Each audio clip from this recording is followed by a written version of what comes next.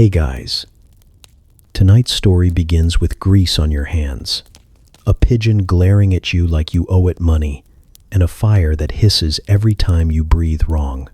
You're standing in a crooked market stall where the canvas roof leaks flour, dust, and disappointment in equal measure. The bread under your elbow is either rising or plotting. The stew pot in the corner sighs like it knows your sins. And the first customer hasn't even arrived yet, unless you count the drunk noble in a hat made of taxidermy who just declared your fried roots profoundly alchemical before falling in love with a bucket. Welcome to medieval street food. You're the cook, the entertainment, and probably the first suspect when someone faints. But before you get too cozy, take a second to gently tap that new hype button YouTube just added. It really does help little guys like me push through the algorithm. And take a second to like the video and subscribe, but only if you genuinely enjoy this strange little corner of quiet storytelling. And drop a comment with where you're listening from and what time it is for you. It's strangely comforting to know who else is drifting off with us around the world. Now get comfortable, let the day melt away, and we'll drift back together into the quiet corners of the past. You are already sweating, and you haven't even stood up yet. The stall creaks in protest, the wood groaning like it too regrets its life choices. Your bed, a burlap sack stuffed with what may once have been straw but is now mostly crumbs and doubt, clings to your back with the kind of affection that suggests you've melted slightly in your sleep. It smells like fried eel and decisions made too close to midnight. You wipe your face with something you hope is cloth. It isn't. It's a wilted cabbage leaf. You use it anyway. The roof of the stall is canvas, frayed at the edges and flapping gently in the morning breeze, which is to say, a rat sneezed somewhere nearby and disturbed it. Light peeks through holes you've patched with pastry dough, which held admirably for about a week before giving up. You sit up. Something cracks, possibly your spine, possibly an old breadstick you forgot to sell. You don't investigate. The street around you is still mostly asleep. Mostly. There's a man snoring under a barrel across the way, and you're 90% sure that's deliberate. A dog trots past with a boot in its mouth. Not its own. A chicken follows, looking smug. Somewhere a bell tolls, half-heartedly, like even it's not convinced it should be awake yet. You stretch, or attempt to. One arm goes up. The other is tangled in yesterday's apron. You're not sure how. You abandon the cause. Your first breath outside the sack tastes like ash and ambition. The fire pit is cold, the coals sulking in a pile like teenagers asked to clean something. You poke at them with a stick that might also be your cooking skewer, but hard to say. Everything is multi-purpose when your entire kitchen fits on 2 planks and a prayer. Eventually, a spark flutters out, startled to be involved so early, and you feed it bits of wood and curses until it grows. You whisper to it like an old friend. The fire, being no stranger to abuse, forgives you. The first customer won't arrive for an hour, unless you count Barrow Dave, who sometimes shows up early just to ask if you have anything free, and then dramatically pretend he's been poisoned when you don't. You don't mind him. He's consistent. You flip a flat pan onto the heat, scrape last night's remnants off with the edge of a spoon, and pretend the blackened crust was intentional. It smells promising, in a way that might scare a nobleman but thrills pigeons. The pigeons arrive before anyone else, fat little gray judges, pecking at the crumbs beneath your feet like they're deciding whether to forgive you for last week's undercooked oat balls. One hops onto the counter. You stare at each other. It blinks. You blink back. It poops directly onto the bucket of pickled onions and flies off. You tell yourself that means good luck. Your ingredients, such as they are, sit in a series of increasingly suspicious baskets. The bread is crusty in a way that inspires metaphors. The meat, probably meat, is still wrapped in waxed cloth and smells like it wants to be left alone. You do not ask questions. The stew pot, Your pride and shame in equal measure squats heavily in the corner, coated in a layer of fat that could stop arrows. You stir it once and it makes a sound like regret. That's a good sign. Across the street, old Widow Hennel opens her pickle cart by hitting it with a stick and muttering something unholy. Her pickles are legendary, so is her temper. You wave. She scowls in your direction, then throws you a radish. It hits the ground and rolls to your feet. You consider this a blessing. Somewhere a rooster crows, late and clearly annoyed. You nod to yourself. Time to pretend you're a professional. You tie on your apron, which has been washed exactly never, and adjust your signage. The sign is chalked on a plank of wood that used to be a drawer. It says hot stuff 4 coin in letters you suspect are misspelled, but no one's corrected you yet, so either it's fine or everyone's too scared to engage. Your body aches in the familiar places. Shoulders, knees, hope, and your fingers twitch with the memory of hundreds of skewers turned and flipped and dropped and retrieved too quickly to acknowledge the consequences. You find a lump of yesterday's dough, still pliable, still vaguely bread-shaped, and begin to press it flat with the heel of your hand. The sound it makes is damp and persuasive. You fry it. It hisses. You hiss back. The first smell of food curls into the air like a summons. Somewhere in the village, someone sniffs and pauses mid-chore. You imagine them dropping a bucket, turning slowly, nose twitching, eyes hungry. Probably it's just a cat. But maybe, it's the baker's apprentice, who sometimes sneaks out early and trades you a handful of raisins for something that isn't bread. You like her. She doesn't talk much, and she once gave you half a cinnamon stick like it was treasure. It was. You check the oil. Not too hot, not too cold, just enough to bite back. You toss in a bit of dough.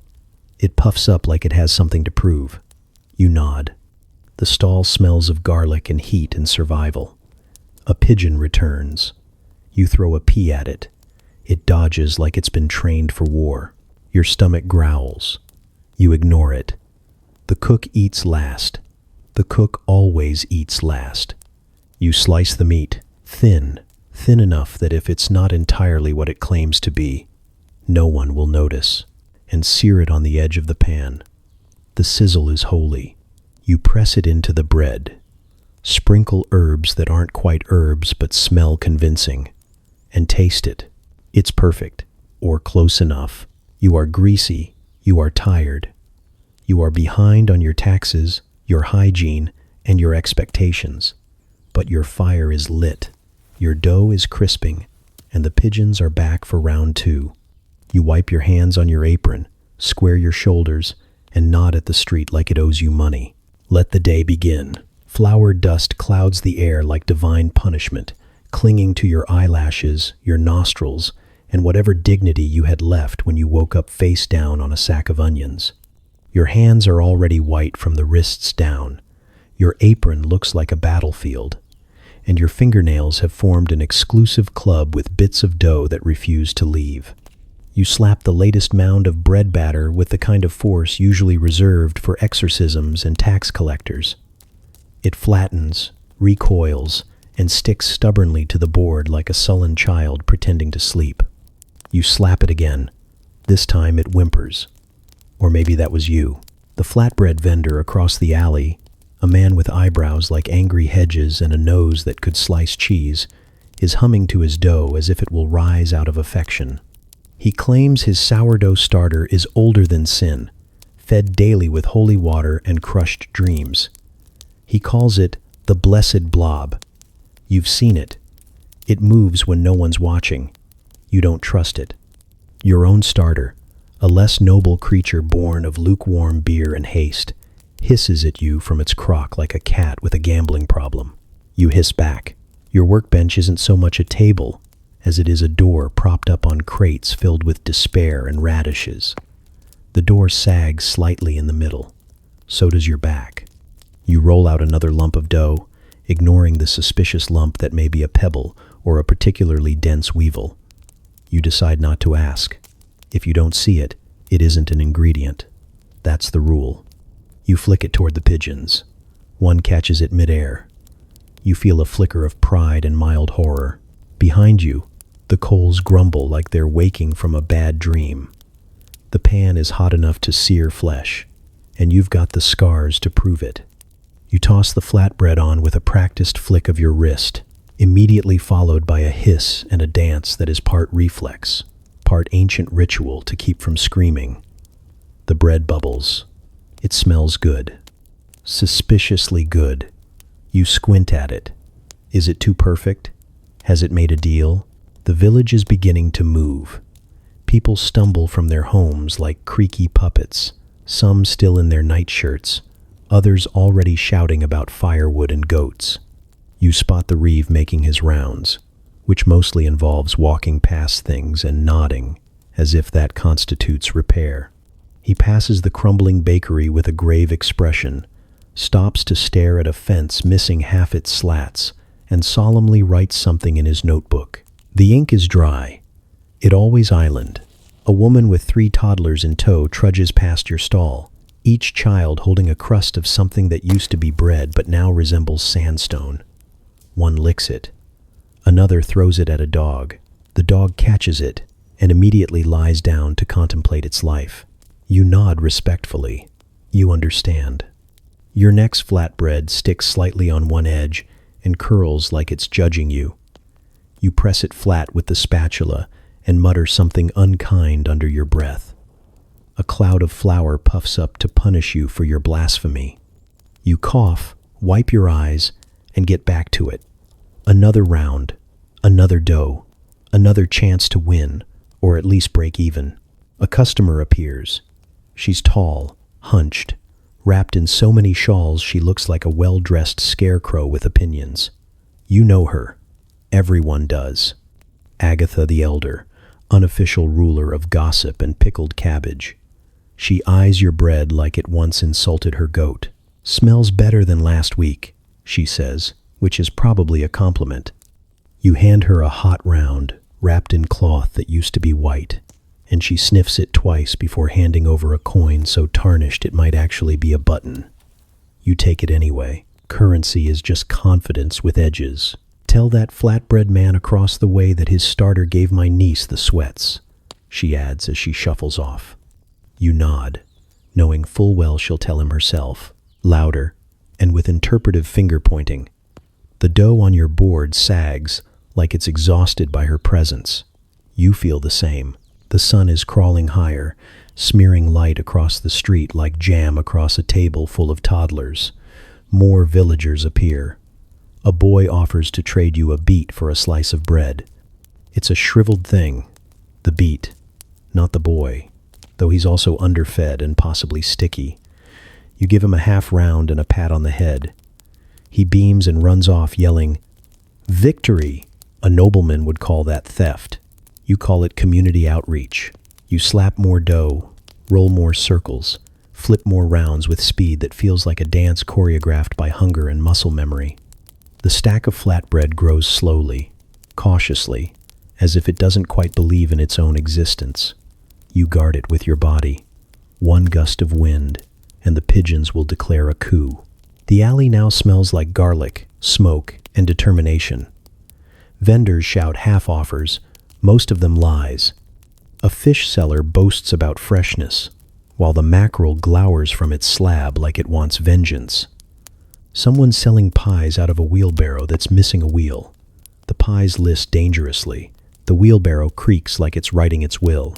You see the apprentice from the apothecary shop lingering nearby. She doesn't speak, just stares at your bread like she's doing complex equations in her head. You hand her a piece. She drops 3 petals in your tip jar. You don't ask. She's always doing that.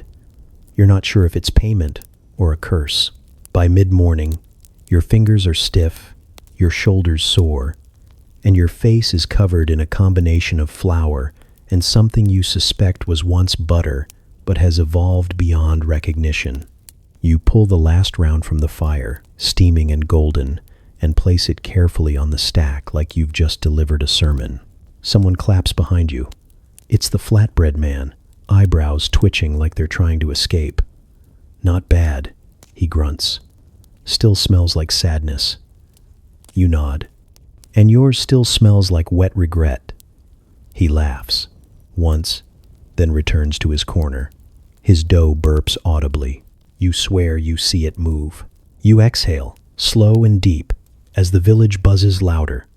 Somewhere, someone drops a bucket. A goat screams in protest. A bell rings for reasons no one ever remembers. And your bread, imperfect and a little too crispy on the edges, disappears one round at a time into the hands of people who need it more than they know. You are exhausted. You are dusted. You are, undeniably, a carb sorcerer. And it's not even noon. Old Man Wren is already at it when you arrive, hunched over his cauldron like a man whispering threats to the abyss. Steam rises in greasy coils from the pot, carrying the scent of mystery meats and a spice blend that might legally qualify as a salt. The smell hits you first, sharp, smoky, and suspiciously confident. You pause, momentarily unsure whether to salute it or run. You choose neither. You scratch your neck and nod in its general direction, as one does with ancient powers best left undisturbed. The pot bubbles, dark and deliberate, as if it's slow cooking the concept of secrets. Wren stirs it with a stick that may once have been a shepherd's crook, or a weapon in a lesser-known civil war.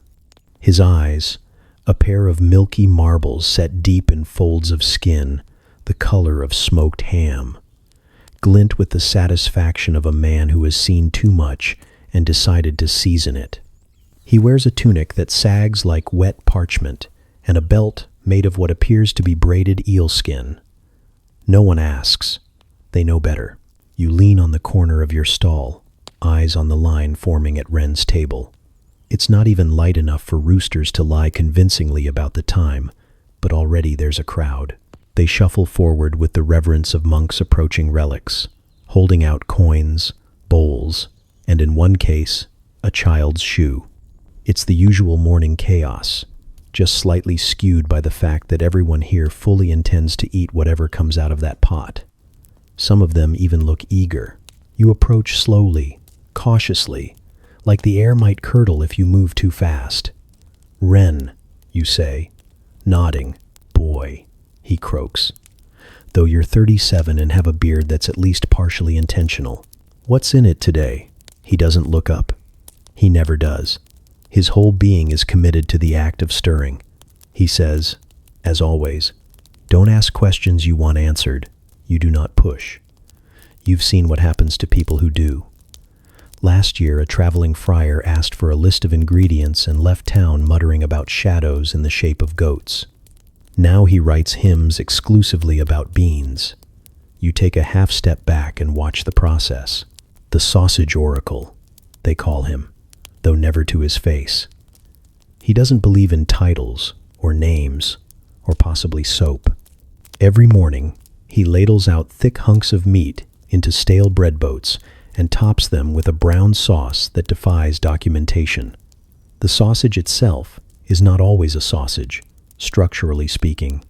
Sometimes it's more of a paste, sometimes a coil. Once, famously, it arrived shaped like a small harp. People still talk about that day with reverence and unease. You've tasted it. Of course you have. Everyone has. It's a rite of passage, like losing a tooth or realizing you'll never leave this town. The taste is hard to explain, not because it's bad, exactly, but because your mouth goes somewhere else for a while. Some people cry. Some people laugh, uncontrollably. One man proposed marriage to a lantern post after a second helping. They're still together. Wren grunts and ladles a scoop into a dented pewter bowl. The customer accepts it, like communion, bows, and retreats to a bench where he sits in silence and begins to weep. A child in line giggles and claps. You think about leaving, but instead shift your weight and keep watching. You're not entirely sure what you're hoping to see. Maybe a clue. Maybe a rat in an apron. Maybe the truth. A woman behind you clears her throat, holding a bundle of dried sage and a look that says she's seen the devil and critiqued his seasoning. He's using pepper root again, she whispers. Makes people think about old mistakes. You glance at the bowl. It does smell slightly of apology. I thought he ran out, you say. She nods. He did. There's a silence between you that lasts exactly 3.5 stirs of the pot. Then Ren looks up, directly at you, eyes sharp and cloudy all at once, like a thunderstorm inside a jar of milk. You hungry? He asks. Your spine answers before your mouth does. Maybe. He lifts the ladle. Thick brown mass slides off it with the slow confidence of something that cannot be uninvented. The smell hits you again. Harder this time, like an old song you don't want to remember. You feel your knees wobble slightly. You'll eat, he says. It's not a question. He plops the meat into a bowl you don't remember holding. The bread underneath it sighs, either in submission or awe. You take it, hands shaking slightly, and step away. You sit. The bench is sticky. You don't know why. You don't want to know. The sausage glistens. You stare at it for a moment, then look around. People are eating quietly, some with reverence, some with fevered devotion. One man is writing something on a piece of bark with a charcoal nub. You recognize the expression. He's trying to explain the flavor before it leaves his mouth and takes the memory with it. You take a bite. For a second, you forget your own name. For another, you remember a goat you once saw on fire. Then the taste settles. It is intense, smoky, unapologetically meat-forward. There's something sweet, but not in a comforting way, more like a fruit that bit back. You chew, you swallow, you exhale, like a man who's just walked away from an explosion. When your vision clears, Ren is still stirring. A boy asks him what part of the animal it comes from. Ren pauses, shrugs, and says, "Depends which one of us you ask." The line keeps moving. The pot keeps bubbling. Your stomach is now full of mystery and minor panic, but you feel awake in a way that coffee never achieves. You wipe your mouth with your sleeve and nod, once, to Ren. He doesn't nod back. He never does, but he knows. You return to your stall. Your bread is burning. Your oil is boiling. A pigeon has stolen your only clean spoon. None of it matters. You have eaten the sausage, and now you understand. The Archbishop's servant arrives just past dawn, dressed like a man who's never sweat in his life and plans to keep it that way. His boots are clean. His cuffs are embroidered. His nose twitches like something smells offensive, which it does, because you are cooking within 20 feet of 3 leaking cesspits, a tanner, and old Bellamy's never-washed boot stand. The servant clears his throat like it's a warning shot and unfurls a scroll with theatrical displeasure. "His Grace requires a pie," he says, as though this is a deeply personal insult to both of you. You nod slowly, eyes still on your fire, which is doing its best impression of giving up. "Pigeon," he adds, as if it were a sacred word. Subtle, rich, not too showy. His Grace has no patience for ostentation. You glance at the sack of flour, the chipped bowl of lard, the one surviving herb sprig you've been nurturing like a frail relative, and nod again, because subtle is the only kind of opulence you can afford. You point to the sign nailed above your stall, the one that says, "Today, pie," and then to the sky, where pigeons circle like ominous confetti. The servant does not smile. He drops a coin the size of your self-esteem onto the counter.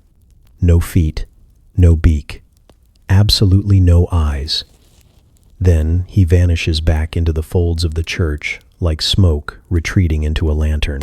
You watch him go, thinking that if eyes offend the Archbishop, he probably shouldn't look in a mirror, but you keep that to yourself.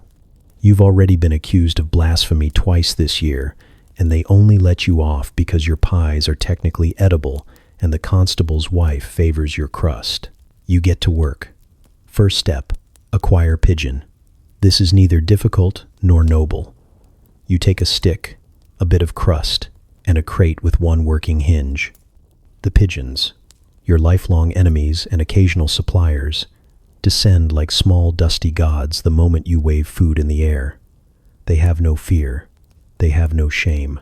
They have, on occasion, pooped directly into your mixing bowl during prayer hour. One lands near your bait, pecks cautiously, and regards you with the deep suspicion of a tax collector who's also your cousin. You wait. It waits. You breathe too hard. It looks you in the eye. You slam the crate down. Victory. It coos once in protest, then settles into a resentful silence. You carry it back like a soldier returning from war. Except your war is mostly against feathers and unreasonable ecclesiastical expectations. You set the bird beside your prep table, where it glares at you like it knows your secrets. The dough is simple: flour, lard, salt, and desperation. You mix it with the heel of your hand, the edge of your palm, the full weight of your regrets. It comes together like a reluctant truce, dry and sullen. You roll it out with a wine bottle you've never once filled with wine. It creaks. You creak. Everything is old and tired and dusted with flour. The pigeon blinks. You prepare the filling. Onions, chopped so fine they might qualify as gossip. A pinch of thyme from the sprig you've been saving. Bits of dried apple to suggest you understand the concept of flavor.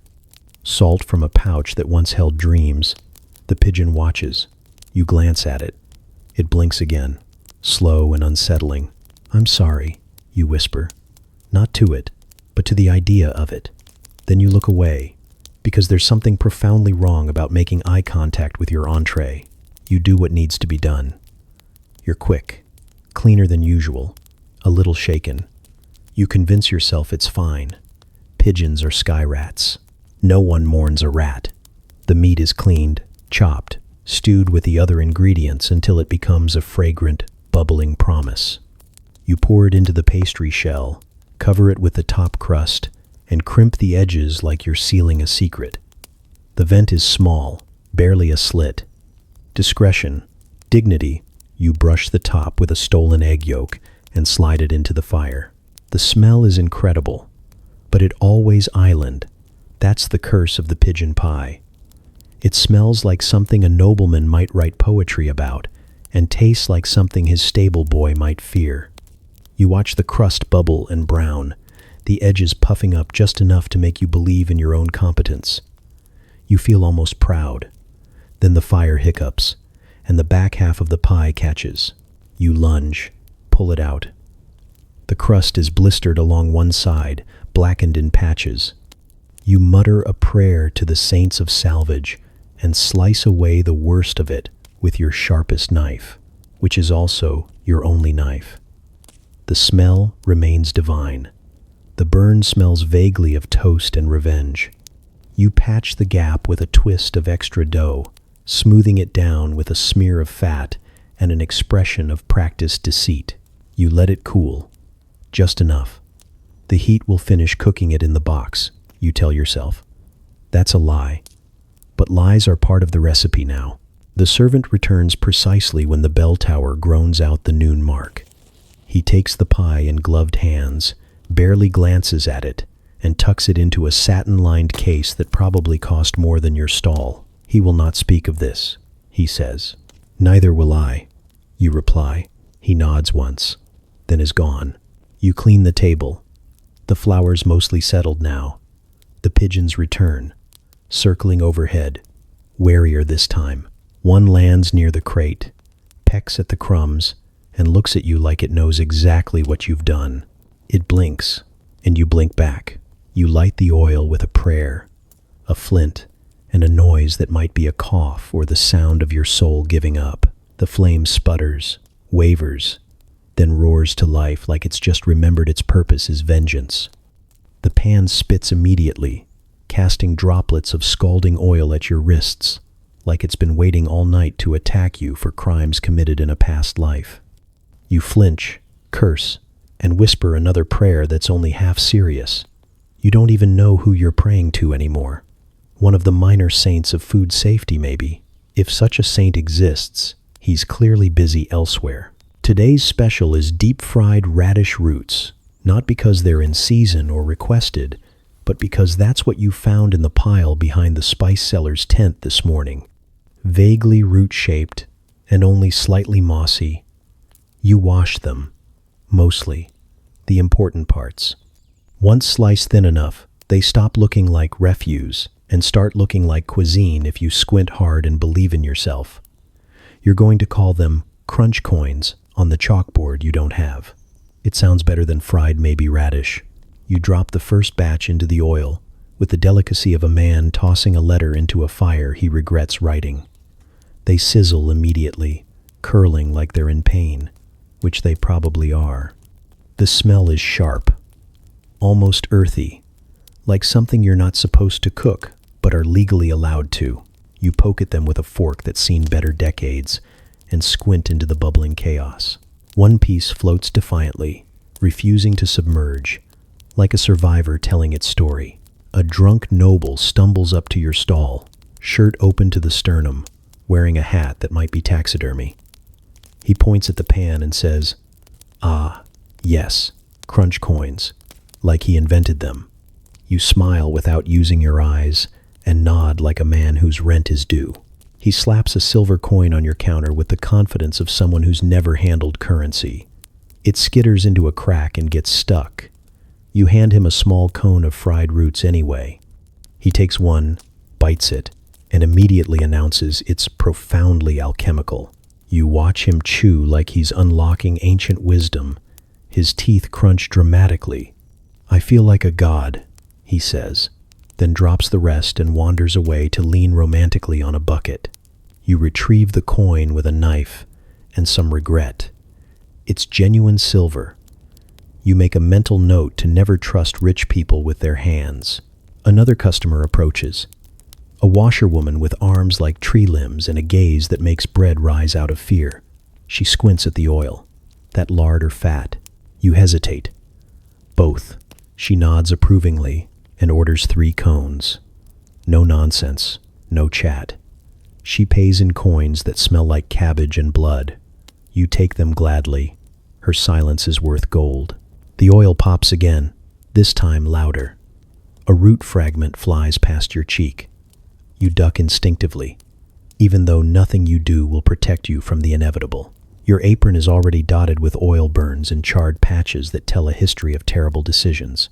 You reach for another handful of sliced roots, dust them in a mystery spice blend that used to be paprika before the rain got to it, and drop them in with flair you don't actually feel. The sizzle is immediate, theatrical.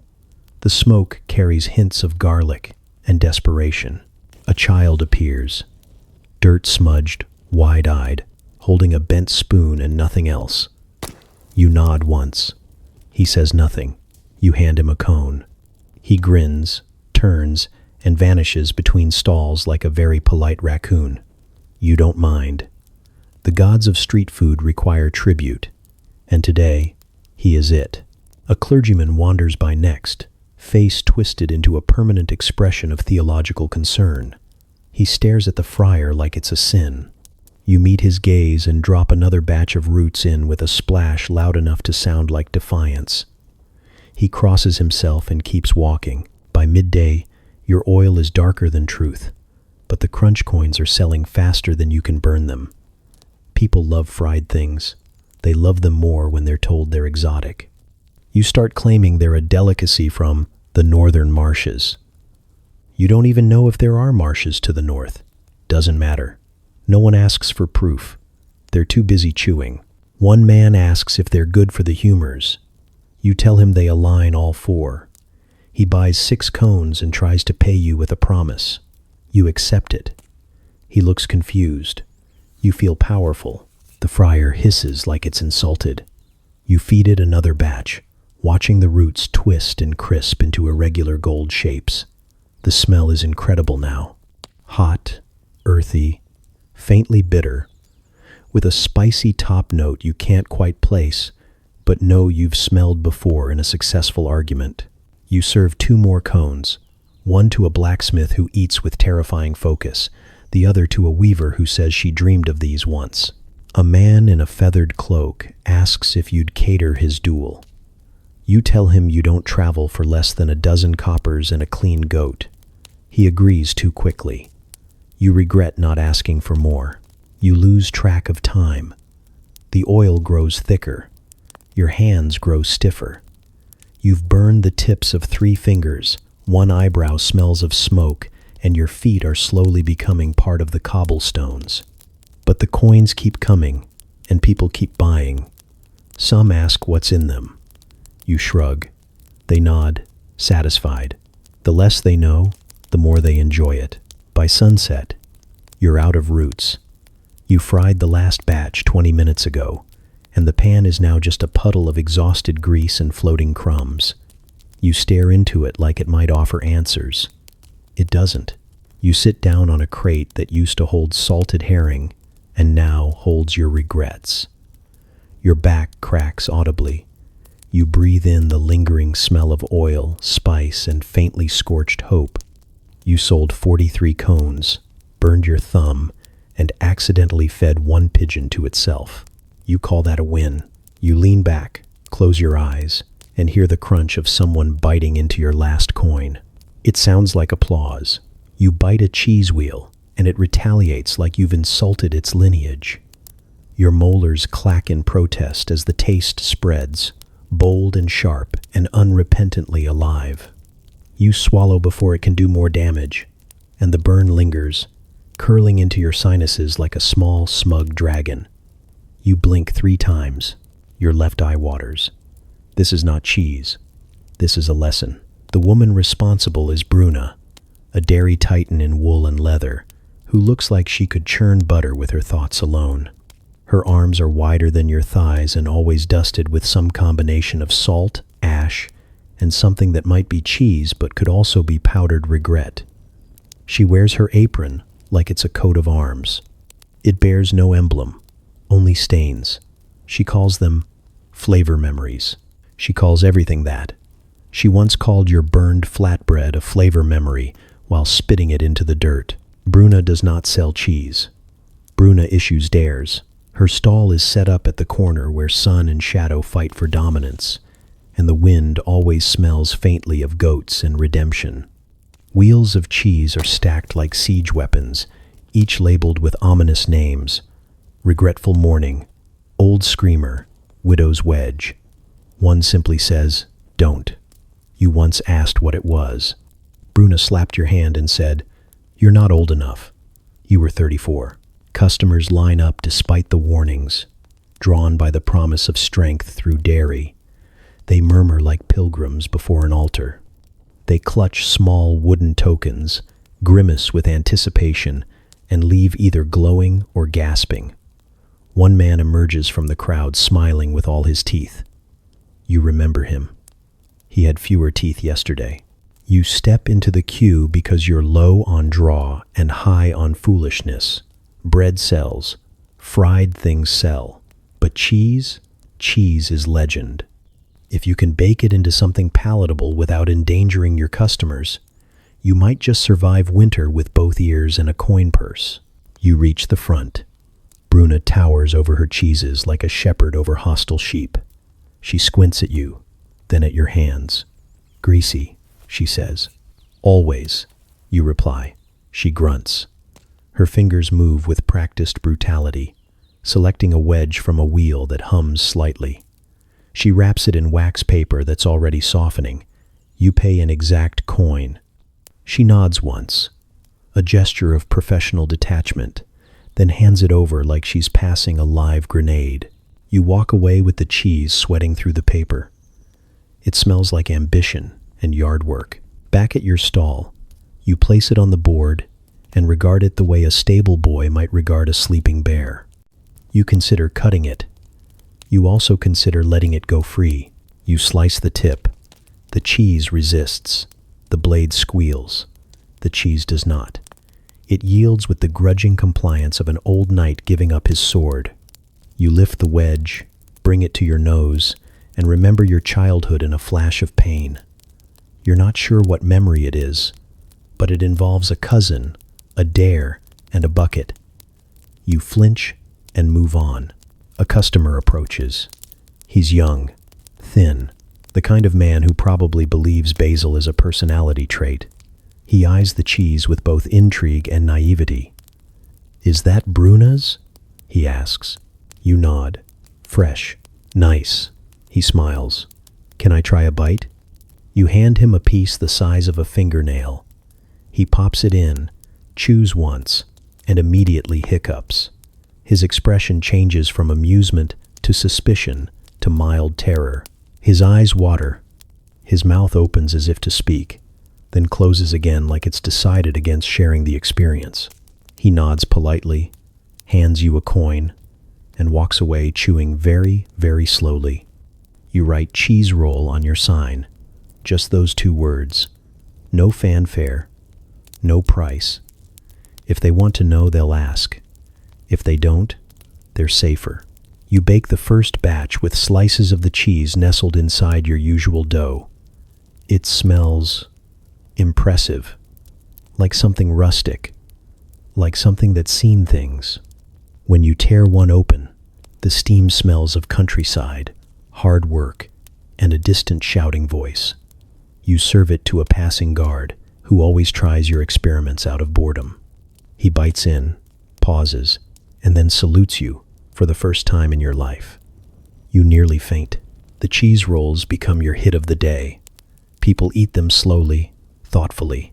One woman hums a tune no one's heard in years after her first bite.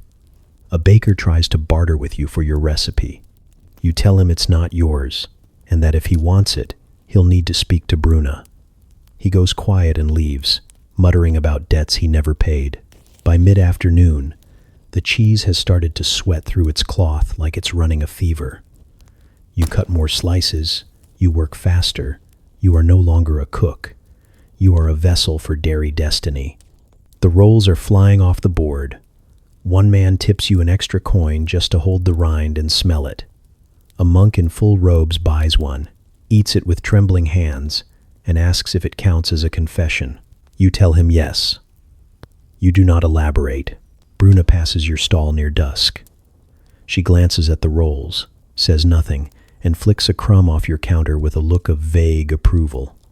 It's the closest you'll ever get to a blessing. The last of the cheese is gone before sunset. You're left with oily paper, a hot pan, and the sense that something holy just passed through your hands. Your fingertips tingle. Your ears ring slightly. You sit, chew a crusty end from one of the rolls, and feel your blood become more assertive. Tomorrow you will return to bread and roots and meat that might not be. But today, you made peace with the cheese. You did not win, but you survived. The night arrives at dawn, or what passes for dawn under a sky the color of wet wool. He clanks. Everything about him clanks. His armor is half unbuckled, his tabard stained with something that might be blood, but smells more like cider. He leans against your stall like it's the only upright object that hasn't lied to him today. His eyes are bloodshot in a way that suggests both violence and poetry. You ask what he wants, and he just exhales the word stew like it's a confession. You ladle him a bowl without asking questions. The stew is the consistency of forgiveness, lumpy, hot, and difficult to explain later. It's mostly lentils, but there's some shredded onion, a few suspicious greens, and a whisper of bacon fat. The broth is thick, not quite gelatin, not quite soup, and smells like it might fix something in you if you let it. You call it breakfast stew, but you know it goes by other names. Drunkard's regret, saint's porridge, the mistake remover. You once saw a man eat 3 bowls and remember the name of a child he never had. The knight takes a bite, chews slowly, and stares into the distance like he's seeing through time. There was a duck, he says. It had eyes like absolution. You nod like that makes sense. He eats faster. You don't advertise the stew. You don't even list it. You make it in a single dented pot you stole from a monastery cook who owed you nothing but burned everything. It simmers for hours in the back of the stall, bubbling softly like it's making up new sins to steam away. You season it with salt, pepper, and spite. When you're tired, you let it cook longer. When you're angry, you stir harder. Today you're both. A boy with a bowl cut and a leather satchel stops at the stall. He peers into the pot, eyes narrowing. "Is that soap?" he asks. He doesn't mean it rudely. He means it with the innocent tone of a child who has licked both soap and stew and isn't sure which was the mistake. "No," you say. He nods, satisfied, and wanders off to buy a candied turnip from the next stall. Then there's the man who eats the bowl. Not the stew, the bowl. You see him chewing, slow and deliberate. You open your mouth to stop him, but something in his eyes suggests this is not your business. He finishes, wipes his mouth with a sleeve, and places a button on the counter. "Good texture," he says. You nod. You do not offer another. The stew draws a certain kind of customer. Not the curious, not the wealthy, not even the hungry. It draws the haunted. The people who have tried 5 cures already and are now willing to eat something that smells like a mistake wrapped in comfort. A woman arrives wearing a shawl made from her ex-husband's curtains. She doesn't speak. You serve her. She cries once into the bowl and finishes it in silence. A bard comes through, humming a tune that might be beautiful if it weren't so off-key. He tries the stew and leaves humming a different one. It's worse. The sun climbs reluctantly over the thatched rooftops, illuminating the stalls like a torch, reluctantly checking on a dark room. The city stirs. Horses clomp. Children scream. A juggler throws a sausage into the air and loses it to a hawk. You ladle more stew. Someone throws up behind your stall. You don't turn around. You just offer the next customer a spoon and keep going. By mid-morning, the stew has developed a crust. This is normal. Some say it adds flavor. Others say it adds danger. You stir it anyway, folding the skin into the broth like a seasoned gambler reshuffling regrets. You taste a spoonful. It is aggressively adequate, perfect. A merchant you vaguely know. Horsk, something with an H, asks if he can spice it up. You hand him the little jar of red powder Bruno once swore was made from dried despair and beetle legs. He sprinkles it generously, takes a bite, then begins to sing in what might be Old Norse, or might be pain. He pays in coin, apology, and 1 shoe. You accept. 2 nuns walk by debating the theology of breakfast. One looks tempted. The other reminds her of discipline. You watch them disappear into the chapel square and wonder what it's like to deny yourself stew and joy at the same time. An old man claims this is just like his mother used to make. He then admits he never knew his mother. You pretend not to notice. A small dog sits near your feet and refuses to leave. You offer it a crust. It declines. It is waiting for the stew. You give it a spoonful on a flat rock. It sniffs, licks, then sighs audibly and lies down. You name it Basil and declare it your assistant. By the time the night returns, his armor is slightly straighter and his eyes are only half haunted. He says nothing. You serve him another bowl. He eats standing, methodically, as if rebuilding himself from the inside out. When he finishes, he places a single feather on your counter. It is too perfect to be mundane. You keep it. The stew pot is almost empty now. A few scraping ladlefuls remain, thick and clingy, the color of compromise. You consider saving it, but you know better. Leftover regret only gets heavier. You scrape the last of it into a cracked bowl and set it beside Basil, who sniffs, eats, and burps with the solemnity of a priest. The morning is almost over. The hangovers are fading or transforming into different burdens. The city moves on, faster now. You wipe your hands on your apron, which used to be beige and now tells a story in stains. You sit for a moment and breathe. You survived another breakfast. You'll pay for it later, in sore feet and dreams that smell like onion water. But for now, you rest, and somewhere, a duck stares through time and winks. He is 8, maybe 9, but built like a decision. His stall isn't a stall. It's a single dented bucket with a lid that used to belong to something nobler, like a milk pail or a helmet. He sits beside it with the poise of a man who has seen too much and chosen brine over therapy. You've never seen him arrive or leave. He is simply always there, a child-shaped punctuation mark between the fishmonger's curses and the taffy seller's operatic lies. He sells pickled things. That's the whole enterprise. There is no sign, no song, no barked sales pitch. There is only the bucket and him, and the understanding that if you approach, you must be prepared to commit. You've watched seasoned merchants approach him with the same careful diplomacy they use on tax collectors and moody horses. They bend low, try to charm him. They coo. He doesn't flinch, doesn't smile, doesn't blink. He waits, one small hand on the bucket, the other on his knee like a knight guarding a relic. When they offer too little coin, he tilts his head, just slightly, like a bird calculating wind direction. Then he says a number. It's not high, it's just final. He wins every time. His name, you've heard, is Thistle. No one knows if that's his real name or something he claimed one afternoon between lightning strikes. He doesn't answer to anything else. One man tried calling him boy. That man left with a beat lodged in his sandal and a deep emotional wound. Today, your bread is stale and your stew has betrayed you. The cheese is gone, the radish roots are whispers, and the morning crowd has thinned to wandering bards and professional loiterers. You need something sharp, something rude, something that'll reset your spirit from the inside out. You walk up to him like a man approaching a hedge maze. You nod. He nods. The lid is removed with a reverence typically reserved for relics or snakes. The smell that rises is holy in its own aggressive way. Sour, sweet, vaguely medicinal, and deeply confrontational.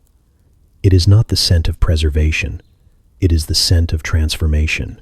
Inside the bucket, pickled beets, deep and glossy like gemstones found in a cave no one survives. Pickled eggs, yolks sulfur yellow and yolks always looking slightly surprised to still be here. Pickled garlic cloves, pickled turnip stems, pickled mushrooms, soft and vaguely dreamy. Something that looks like a plum and smells like a riddle. And floating in a jar within the bucket, a single pickled frog, just for looking. You ask for the beets. He lifts one out with fingers that should be sticky but are mysteriously clean. He wraps it in a leaf. You hand him 2 coins. He weighs them with a glance, shrugs, and pockets them with the fluidity of a noble used to being underpaid. You bite the beet. Time folds slightly. The vinegar shoots straight to your spine. You taste earth, iron, and childhood winters. It's like biting into memory, if your memories involved more salt. It's good. Not nice. Good. Like a truth that stings but fixes your posture. You sit on your crate and chew slowly. The boy watches you, like an artist watches a painting dry. Someone passes by and tries to barter with him using a feather and a song. He declines with a single raised eyebrow. The passerby leaves, despondent, questioning their worth. A priest approaches. You recognize him. Brother Ulrich, the one who thinks fish feel pain. He points at the eggs, frowns, asks if they're ethically sourced. The boy stares at him until Ulrich places 3 coins down and walks away with the egg like he's been judged. The boy returns to his vigil. He is small, but he sits like someone waiting to inherit an empire. A beet slips in his palm. He catches it without looking. He doesn't smile. He doesn't need to. A group of teenage girls tries to flirt with him. They giggle, poke at the bucket, ask if he's got pickled love potions. One asks for a sample. He hands her something pale and coiled. She eats it on a dare. Her friends scatter as she yells, "Why does it taste like a library?" The boy shrugs. She pays anyway. A dog attempts to sniff the bucket. The boy doesn't move. The dog thinks better of it. You ask if the mushrooms are safe. He nods once. You ask if they're hallucinogenic. He nods again, at a slightly different angle. You take that as a yes, but legally no. He offers you a sliver. You eat it. You remember your great-aunt's laugh. You never met your great-aunt. The mushroom tastes like earth and secrets. Your eyes water. You thank him. He says nothing. By mid-afternoon, his bucket is half empty and his pouch half full. A blacksmith tries to buy it all. The boy stares at him until the blacksmith offers a pig. The boy tilts his head again, then nods. They shake hands. You don't see the pig arrive, but you hear it, somewhere behind the tanner's stall, living its new life. You ask him if he'll be back tomorrow. He looks up at the sky, squints like he's reading omens in the sun's position, and says, "Maybe." That's all you get. He replaces the lid with ceremony, hops to his feet, and walks away, bucket in hand, like a king carrying his crown. You watch him vanish into the crowd. You're left holding a beet leaf, a new sense of clarity, and the distinct feeling that you've just made a deal with a god dressed in second-hand boots. Lunch is over. The world continues. The boy will return. Or not. You'll be ready either way. The fig vendor sings like she's trying to make God jealous. Her voice curls through the alleyway, half hymn, half hex, too sweet to be harmless. It hangs in the air with the smoke from her copper pan, where sugar boils with the same intensity as a public confession. She wears a headscarf that might once have been white and now is the color of roasted chestnuts, and an apron stained with a full spectrum of stickiness. You've never seen her blink. You're not convinced she needs to. Her name is Sister Melda, though no one calls her that unless they want a discount or divine intervention. Most just call her the Sweetaman and pray that their fillings survive. Her stall is a small table, an iron brazier, and a tray covered in things that might once have been fruit and now look like jewels accidentally forged in the fires of indulgence. Candied apples, figs, plums, quince slices, and something she only calls the red surprise. You asked once. She gave you a piece and watched as your mouth turned the color of betrayal. You never asked again. She doesn't take coin so much as she accepts offerings. You've seen her trade a candied pear for a poem, a handful of raisins for a secret, and an entire plum-glazed medlar for a kiss on the forehead from a woman with no teeth. She once accepted a haunch of bread that had a drawing of a cat burned into the crust. She held it up to the light, nodded solemnly, and passed over a lollipop that fizzed when it touched the tongue. Today you bring half a meat skewer, still warm, still questionably sourced. She sniffs it, then hums a minor chord in approval. In return, she offers you a plum the size of guilt, dripping in a lacquer of molten sugar so glossy it reflects your better self. You take it. You bite it. It cracks a molar. Pain flares. But so does the flavor. Dark, heady, like eating a cathedral at sunset.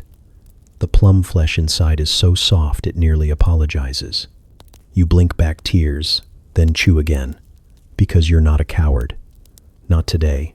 Melda nods at you like a mother who didn't raise you to be weak. People gather near her stall like bees who've lost the hive and found religion instead.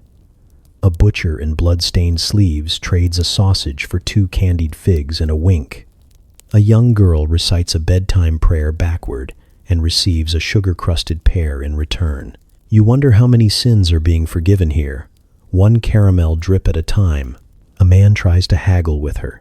He wears a hat too tall for his face and smells like ink. He offers her 3 coins and a compliment. She laughs. Not a pleasant sound, more like a spoon breaking in a cold pot, and hands him a slice of candied beet that immediately dyes his tongue mauve. He doesn't complain, but he does leave quickly. Melda says she doesn't sell candy. She says she preserves sorrow. She calls it curing. You believe her. One bite of her work, and your heart softens just enough to remember every apology you owe. It's why people keep coming back. Not for the taste, but for the ache that follows. You finish your plum. Your jaw still hurts. Your soul feels better. That's the exchange.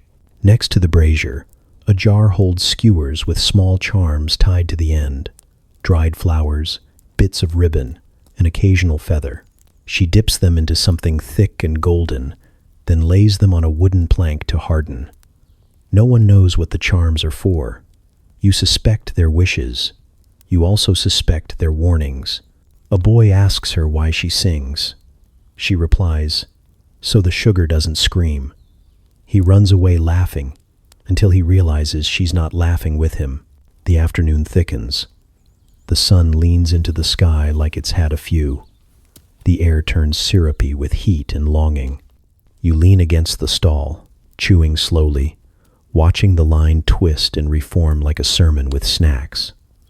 Melda doesn't rush. She never has. She moves like she has all the time she needs and none to spare. She offers you something unasked. A fig rolled in honey and clove, dusted with cinnamon and silence. You accept, because refusal feels like blasphemy. The fig collapses in your mouth, warm and perfumed. For a second, you remember someone's voice. It doesn't hurt. Then it does. Melda watches you with eyes like old oak bark. You thank her. She says nothing. She only hums a note that lands somewhere between contentment and caution. A child offers her a drawing of a dog on fire. She smiles wide enough to show a gold tooth shaped like a star. He gets a candied chestnut, wrapped in ivy. By the time you leave, your fingers are sticky, your pocket is lighter, and your regrets taste sweeter. You wipe your hands on your apron and find a smear of caramel where there wasn't one before. You glance back. Melda is still there, singing to her sugar, feeding bitterness to the flames, turning sorrow into sweetness. One plum at a time, the fishball prophet arrives when the air smells like change and the drains smell like fish. He doesn't walk so much as glide, robes fluttering like he's caught in a wind only he feels. His cart creaks behind him. 4 wheels, 3 turning, 1 thinking about it. Smoke trails from a copper pan where fish balls bob in hot oil, sizzling like gossip at a monk's funeral. He parks beside the well, right under the prayer board, where people leave pleas written on bark and regret. He doesn't read them. He doesn't need to. He's heard the fish. No one knows his real name. Some say he was once a sailor who licked lightning. Others say he was born from a salt barrel and cried anchovy tears. He answers to prophet and nothing else. He wears a hat made of woven eel skin and a smile that doesn't quite reach his eyes. You make eye contact and instantly forget your childhood nickname. He nods. You nod. Something shifts inside you. His fish balls are legendary, mostly because no one agrees on what's in them. You've heard stories. Cod and breadcrumbs, herring and onion, something he calls truth fish that may not legally exist. He never cooks more than 6 at a time. 6 is sacred, he says. 6 is balance. You ask him once what happens if he makes 7. He stares past you like he's watching a war unfold underwater. You do not ask again. He claims the fish speak to him, not metaphorically, not through dreams, audibly. You once heard him hold a fishball up to his ear, nod solemnly, then throw it into the fire. It had doubts, he whispered. You order one, because today feels like a day for bad decisions disguised as transcendence. He spears a ball with a twig shaped like a question mark, and hands it to you with the reverence of a priest offering last rites. You hesitate. He gestures to the sky and says, "The moon agrees." You bite. The flavor is not flavor. It's memory. It's every moment you've ever stood too close to the ocean. It's the slap of a wet dock and the whisper of sails. It's brine, yes, but also smoke and pepper and something floral that might be rosemary or might be ancient sorrow. Your tongue doesn't know what to do. Your teeth pause mid-chew. Your mind goes somewhere with gulls and bells and someone calling your name through fog. You see colors you can't describe. You swallow. He nods, like he expected that. He flips another ball. It hisses. Somewhere nearby, a baby stops crying. A scholar approaches, all ink stains and superiority, and asks for the recipe. The prophet hands him a fishball. The scholar rolls his eyes and bites. He falls silent for 23 minutes and then writes a poem on his sleeve. He pays in buttons and gratitude.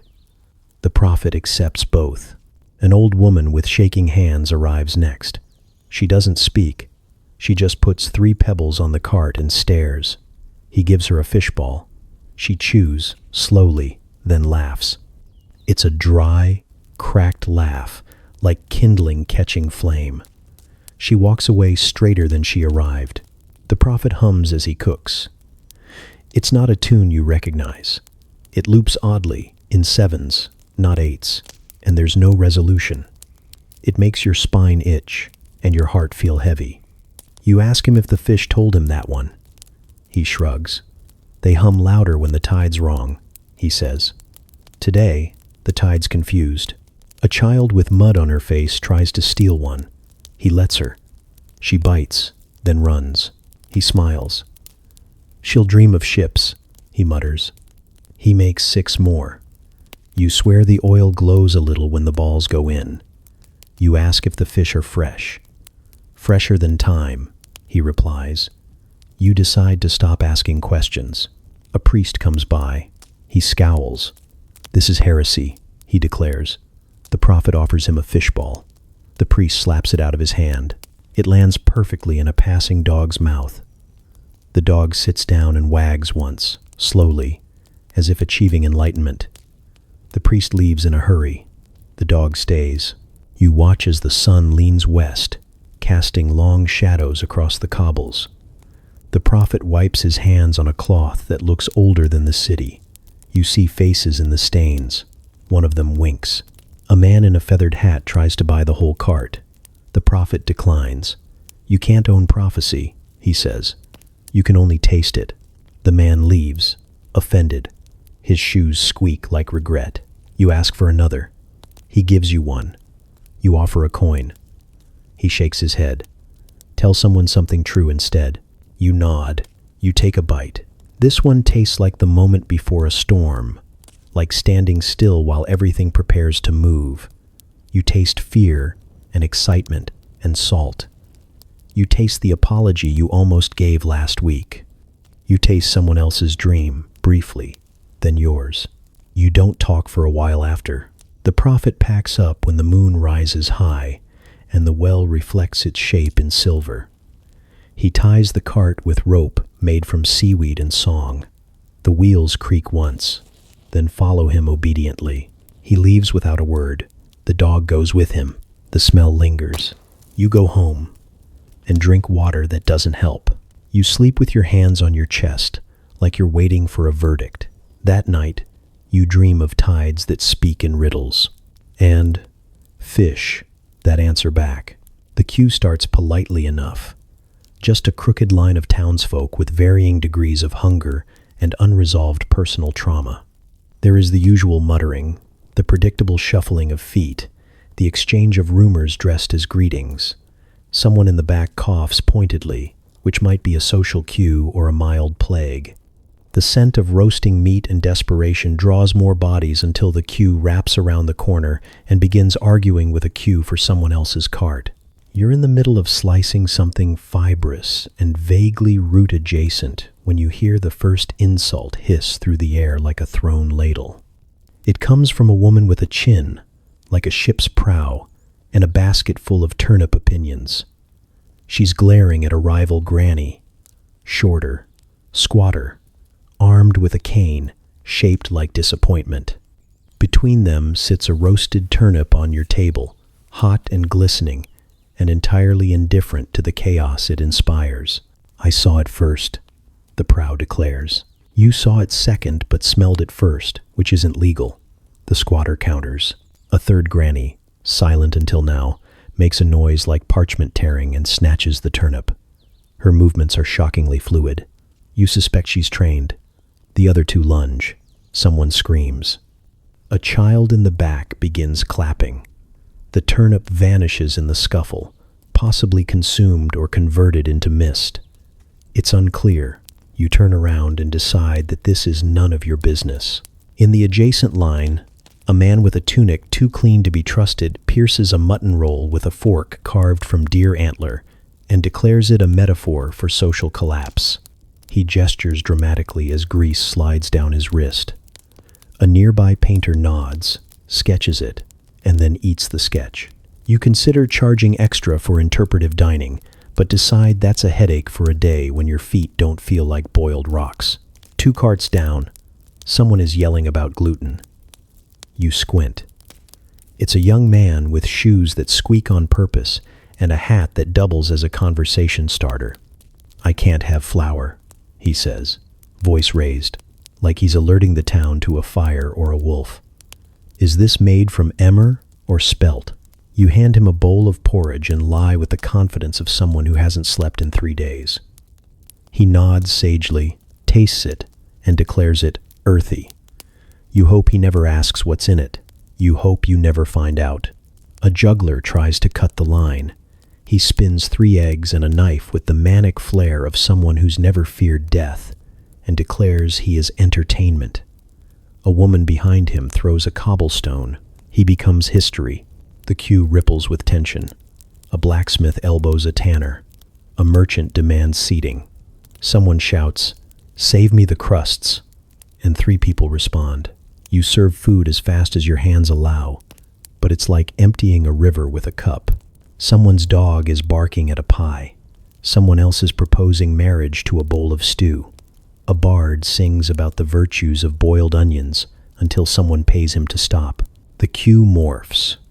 It becomes a living thing, all limbs and complaints and tiny negotiations. You spot 2 monks bartering over a biscuit with the seriousness of diplomats. You slice, stir, plate. You invent new insults under your breath. You burn your thumb and curse a saint by name. You see your reflection in the oily surface of your stew pot and barely recognize the warrior you've become. This isn't cooking. This is survival with garnish. A noble woman in silk you're pretty sure is too flammable for this setting asks for something rustic but elegant. You hand her a skewer of rat on a sprig of rosemary and watch her eyebrows do something dramatic. She takes a bite, nods, and calls it deceptively grounded. You bump the price by 2 copper for everyone after her. The grannies return. One of them is missing a shoe. All are chewing something. No one speaks of the turnip. They order 3 bowls of pottage and sit on the curb like queens on a shared throne. You don't charge them. You're not stupid. A child steals a bun. You let them. They need it more than you need principles. Someone drops a pie. 5 people mourn. One writes a ballad. The queue never ends. It doubles back, loops around, changes its own rules. By midday, you've fed half the town, and your arms feel like they belong to someone else. Your apron has achieved sentience. Your ladle is missing. A rat wearing a crumb like a crown skitters by. You salute it. A man with no teeth demands something spicy but reflective. You give him a peppered beet and a spoon carved from regret. He weeps, thanks you, and disappears into the mist like an omen. You ladle stew into a cracked bowl, wipe sweat with your sleeve, and wonder how anything can taste like hope and still smell like socks. You glance up. The queue is longer. It has always been longer. You breathe, square your shoulders, and call out the next order. It answers with chaos. The reeve arrives like a storm wearing boots. He doesn't walk. He descends. His cloak is thick with road dust and whispers, and he carries the weight of local authority with the confidence of a man who has never once cleaned up after himself. People step aside, not out of fear, but from the sheer gravitational pull of his entitlement. Behind him, a lesser clerk trails like smoke, holding a scroll longer than most marriages and filled with the kind of handwriting that suggests curses might be involved. He stops at your stall and points, not at a dish, not at a cauldron, He points at the menu, which is a splintered stick you found under a dead goat and carved into with a nail. It displays 3 vague symbols, one that resembles a fish, one that may be fire or a chicken in distress, and one that's just a smudge because you sneezed mid-carve. You've claimed they represent the chef's mystery, the appetite's journey, and the unknowable third thing. Nobody's ever argued. You nod like his choice matters and ladle out the last of your stew. It's got things in it. Some of those things were edible this morning. Some of them were never edible but tell a good story if you chew long enough. The Reeve inspects it like it owes him grain, then gestures with his spoon like he's blessing the bowl. He takes a bite. He chews slowly, purposefully, like he's attempting diplomacy with the flavors. The stew is thick, a little oily, and carries the unmistakable aftertaste of uncertainty. You watch his eyebrows climb halfway to his widow's peak, and then settle, not in disappointment, but in calculation. "What's in it?" he asks. You don't blink. "Taxes," you say. He chews again, nods. "Fair. You don't know what that means. You don't need to. That's Reeve logic. It doesn't have to make sense. It just has to sound like a law.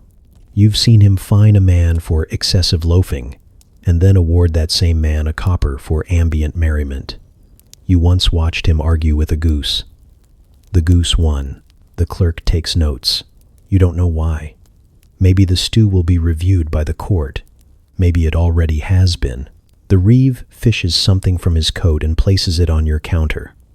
A single wooden button, round, cracked, slightly chewed, and clearly inherited. You look at it. You look at him. He nods. The transaction is complete. This is how power works. It pays in metaphors and expects you to smile. He doesn't leave right away. He stands there, stew in one hand, presents in the other, surveying the square like a man trying to remember which chickens belong to him. You try not to make eye contact. You succeed for 6 seconds. "Have you paid your food stall levy?" he asks. You pause, mid-wipe on a soup-smeared ladle. "Depends. What's the levy?" He shrugs. "Tithing of local stew operations for the purpose of road maintenance, public morale, and roofing." He squints. Or maybe roofing morale. You glance at the cobblestones, which have not been maintained since the last king was chased into the sea. You glance at your roof, which is a collection of dreams lashed together with string and soot. You glance at the clerk, who is now drawing a picture of a horse falling into a well. You hand the Reeve a crust. He accepts it. It disappears into a pouch that looks hungrier than he island. He chews again, though you're not sure if it's the stew or the crust or just the weight of unresolved authority gnashing its teeth inside his soul. His mouth twitches. Could be a smile. Could be gas. He looks around your stall, which is 3 uneven planks, a cauldron, and a patch of dirt you've claimed with the confidence of a duke and the resources of a raccoon. He nods at your ladle, like it's seen battle. "You're doing the town a service," he says. You don't respond. You're too afraid it's a trap. He turns his attention to the next customer, a bard with a lute, a limp, and a reputation for crying during rainstorms. The bard freezes. The Reeve sniffs. "Lunch?" The bard nods frantically and hands over a coin. A real one. You think. The Reeve pockets it. You do not ask questions. Eventually, he finishes the bowl, wipes his mouth with the back of his hand, the kind of gesture that implies diplomacy has ended. He sets the bowl down gently, like it's filled with secrets or debt.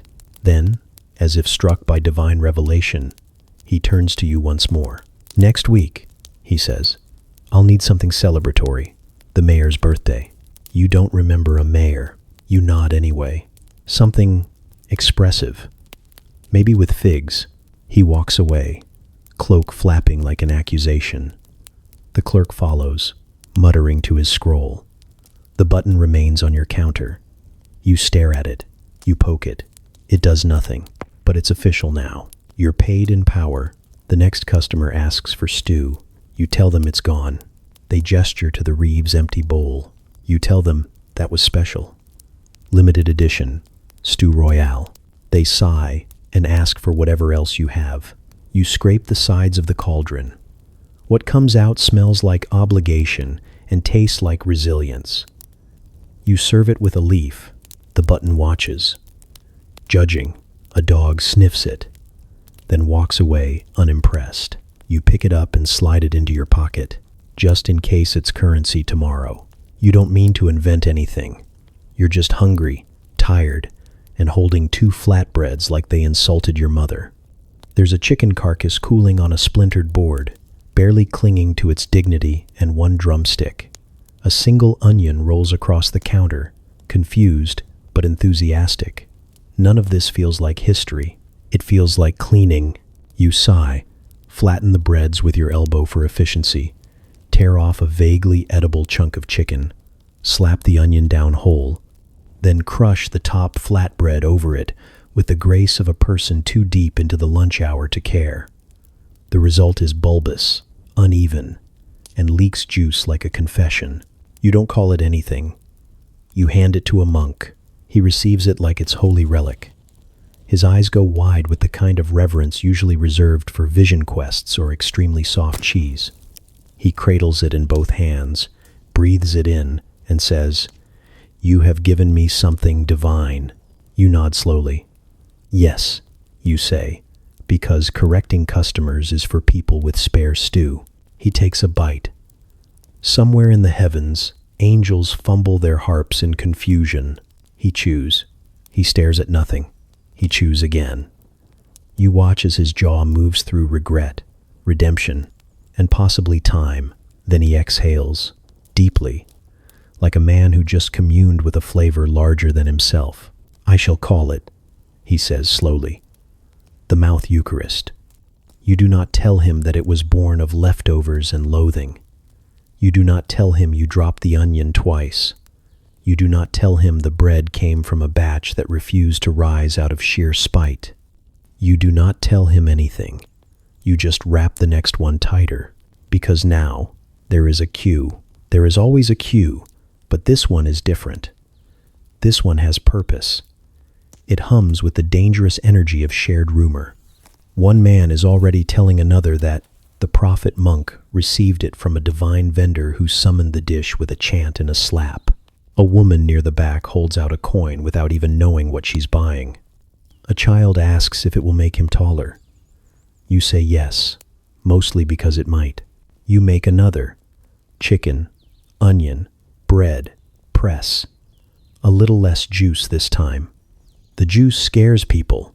They like holy experiences tidy. A customer tries to add something. You glare. There is no adding. You are not a salad bar. You are an oracle of structural food. A bard with puffy sleeves and a limp asks if he may sing about it. You say only if he uses his inside voice. He takes that seriously and whispers a ballad so haunting you almost cry. The monk returns. He bows. He wants another. You give him one, hotter this time, with a cleaner corner. He weeps. He calls it a symphony of bread. You think about calling it Tuesday Special, but now it's already too late. It has a name, and it's theological. A minor noble declares that he shall bring one back to his steward. He wraps it in a silk kerchief. You tell him not to let it touch the embroidery. He scoffs. 5 minutes later, the kerchief is soaked, the embroidery gone, and the noble is trying to chew it through the cloth like a confused raccoon. He tips you 2 buttons and a brooch. An older woman takes one bite and pronounces it sturdy. She does not elaborate. You take it as a compliment. Then someone asks, "What's in it?" You hesitate. You say balance. They nod as if you've confirmed a suspicion they've carried since birth. This is what you've learned about food. It does not need to be new. It just needs to feel important. A merchant buys 6 and insists it will solve his marriage. You don't ask questions. A small dog steals one and runs. The owner shrugs. He deserves joy, she says. A boy orders one and eats it backward. You're not sure how. A woman eats two and declares herself a sandwicharian. Another man eats one and renounces soup. You silently approve. You start stacking them faster. One hand on the bread, the other on the meat. An elbow for pressure. Your soul somewhere between efficiency and disbelief. You are no longer a cook. You are a priest at a secular altar, blessing the masses with edible confessions. The cue does not slow. You lose track of time. You forget your name. You burn your wrist and don't notice. You drop an onion and catch it with your knee. You offer a version with beet instead of chicken to someone who looks confused by birds. They bite. They nod. You invent another branch of theology by accident. The monk returns a third time. He is glowing now, or maybe just greasy. Will you name it? He asks. You blink. You consider saying no. You consider naming it after your mother. You consider naming it nothing, just to see what happens. But then someone calls from the back of the crowd. Is this where you get the mouth Eucharist? The monk beams. The bard sobs softly into his lute. And you, exhausted, covered in crumbs, wrist aching, say, yes, and it island, and it sticks. The wheel snaps at the worst possible time, which is to say the only time it ever snaps, when the cart is full, the road is slanted, and everyone important is watching but pretending not to. The axle moans like an aging bishop, and then gives up entirely, cracking in half with a sound that draws birds from 3 different counties. The cart lurches, tips sideways, and ejects its contents like a baker's fever dream gone rogue. Pies fly, pies soar. Pies achieve velocities previously reserved for angry swans and divine smiting. The first casualty is a child, mid-lick of a sugar stick, who takes a full apple tart to the chest and crumples dramatically onto the cobblestones. He twitches. Then he sits up, eyes wide with prophecy, and yells, I am hexed. His mother screams. The baker screams louder. Somewhere, someone claps. You leap forward, not because you're brave, but because you know pastry on the ground becomes feral in under a minute. The pie lady, Marta, matriarch of crust and poor decisions, is already elbow-deep in wreckage, fishing out a quince turnover with the speed of someone who knows how fast dogs arrive when jelly meets dirt. You grab a cherry pie as it attempts to escape into the gutter. It's warm. It's soft. It has seen things. The crust flakes like betrayal in your hands. Marta's hair is unraveling, her apron flapping like a flag of defeat. They'll all be ruined, she wails, scooping what may once have been a meat and leek into a bent tin with her bare hands. These were for the nobles. You look down at the pies. One is upside down and steaming.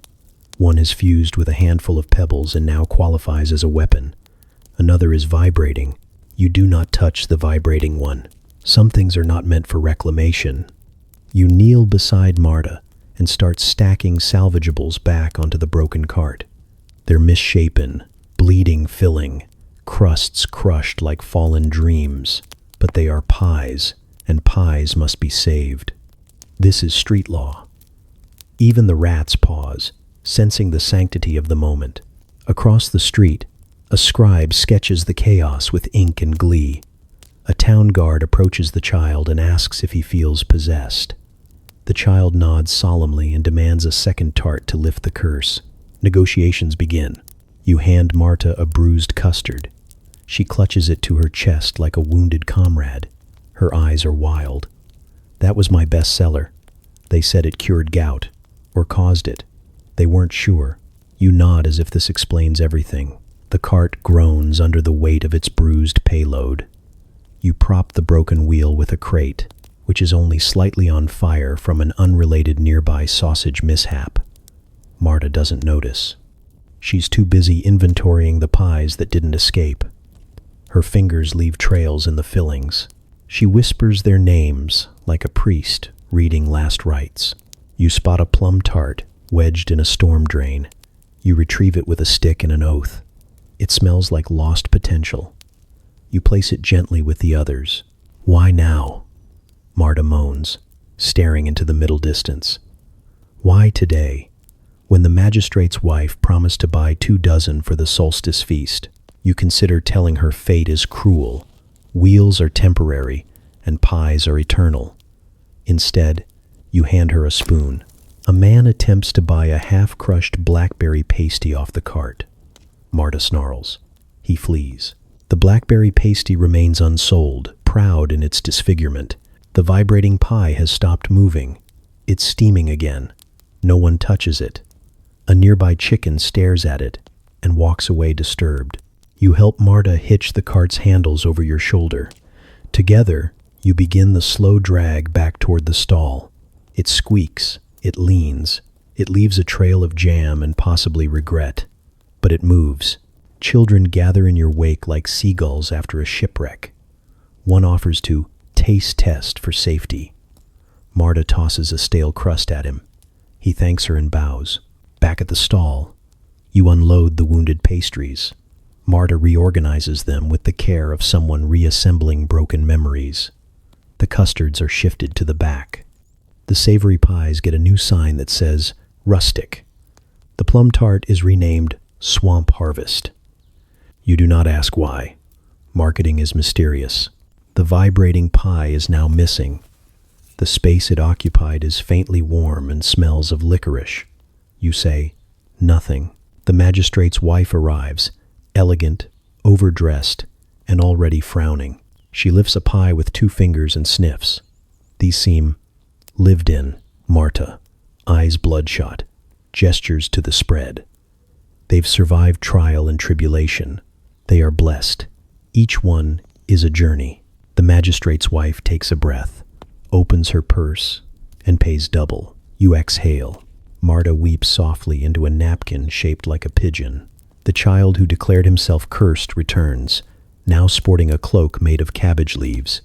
He buys the apple tart that struck him, says it is his destiny, and leaves without paying. No one stops him. He has the eyes of a boy who will one day write laws. The sun begins to dip.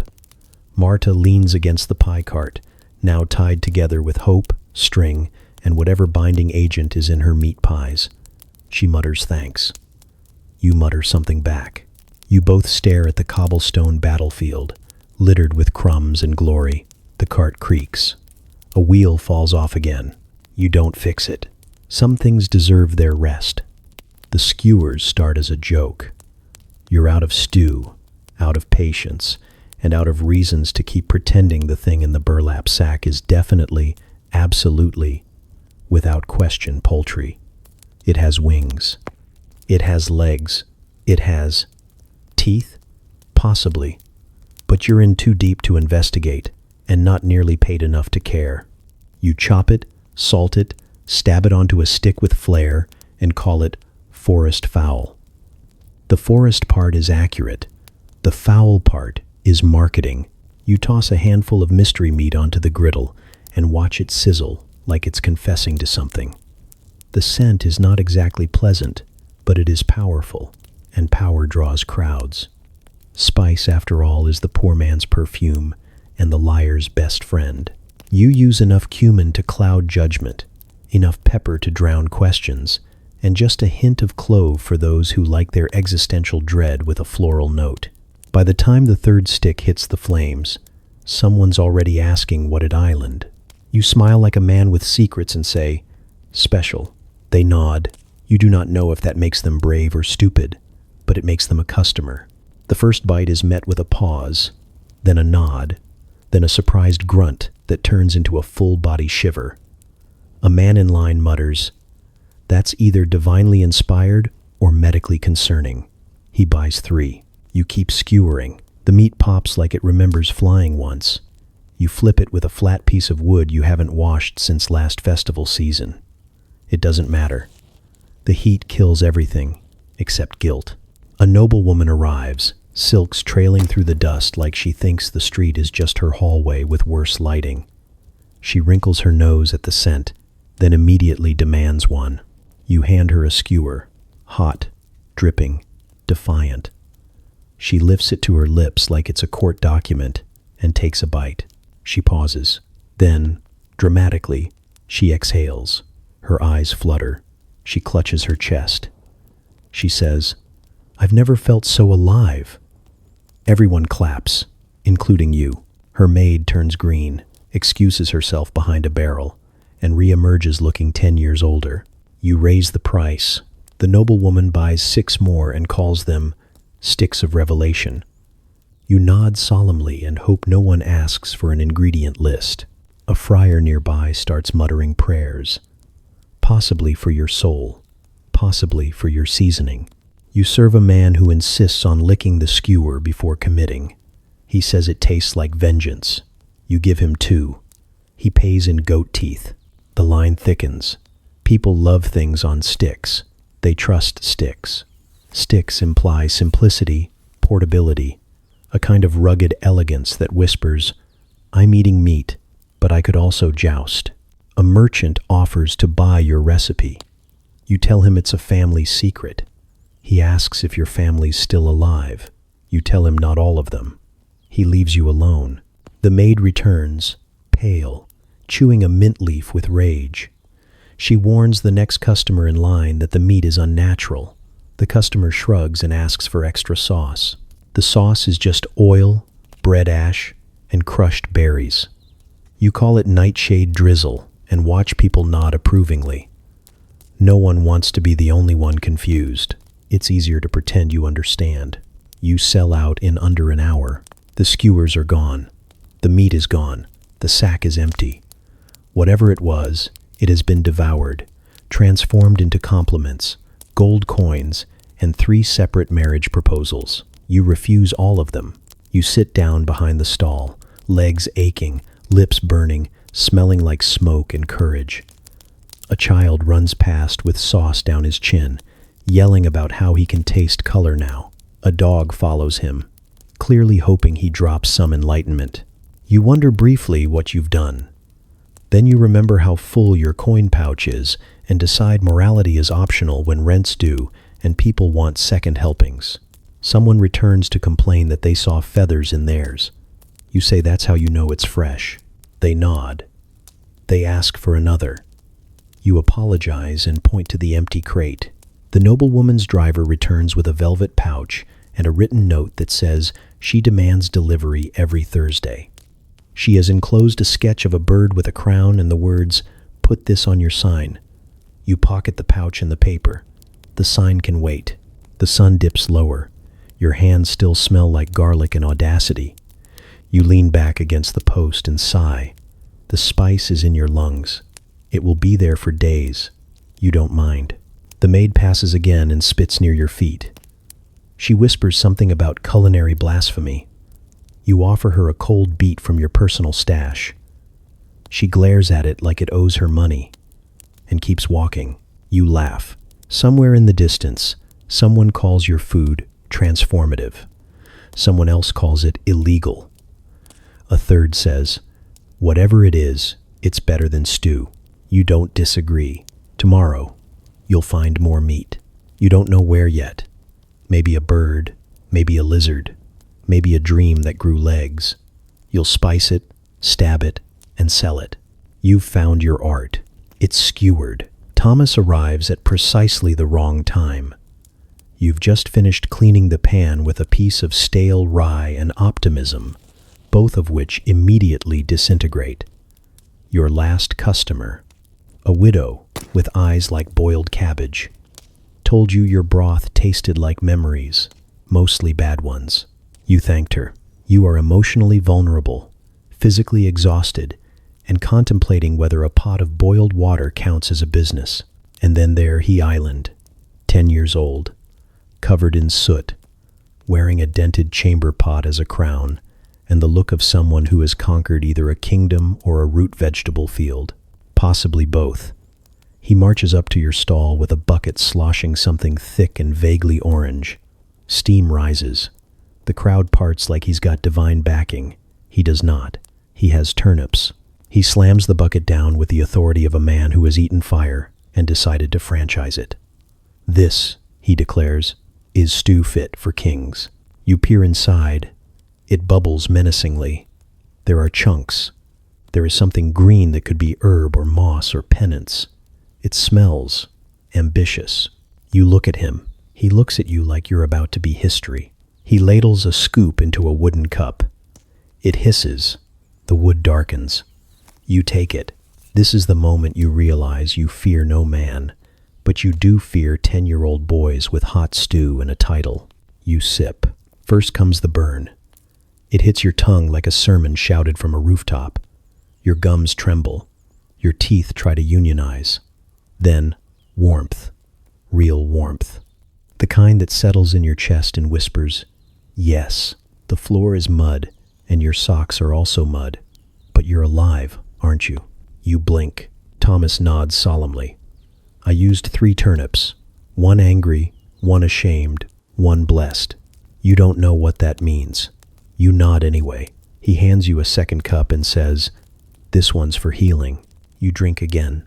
Something shifts in your spine. A pop. A click. Your lower back thanks him, in a language only joints speak. The bucket is half empty before anyone else even thinks to ask for a taste. By then, he's already standing on your stall's crate, holding court with the elderly, the sick, and a juggler who cannot stop crying. People line up. People always line up. The stew is a revelation. The turnips have transcended their humble origin and entered mythology. You once saw a man faint from haggis. This is like that, but nobler. You ask what else is in it. He replies, secrets and forgiveness. You don't press. Someone offers him 3 buttons and a chunk of smoked eel. He declines. I only take truths. Said, a monk admits he cheated at dice. Thomas gives him a bowl. A woman admits she once pretended to be a goat to avoid marriage. 2 bowls. The juggler confesses he's afraid of oranges. 1 bowl and a pat on the head. Thomas does not sell food. He sells absolution. He's 10, and he's already outplayed the entire street food economy. You hand him your ladle in a moment of spiritual surrender. He bows, dignified, as if accepting the sacred torch of sustenance. Your customers clap. 1 weeps. The pie lady salutes with a rolling pin. You watch as Thomas reinvents your stall in real time. He adds a stone to the coals. For the ancestors, he says. He stirs counterclockwise. To undo regret, he throws in a leaf. Because green things are important. You don't argue. You don't breathe. A man limps up, eyes clouded, cane trembling. Thomas does not ask. He ladles. The man sips. The cane is forgotten. You do not understand the stew. You do not trust it. But you believe in it.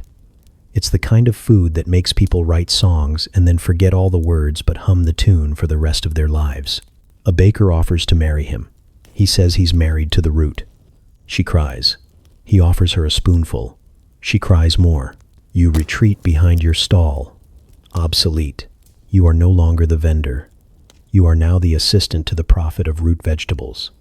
This is your truth. This is your penance. You consider leaving, finding another corner, another city, another century. But then he calls for you.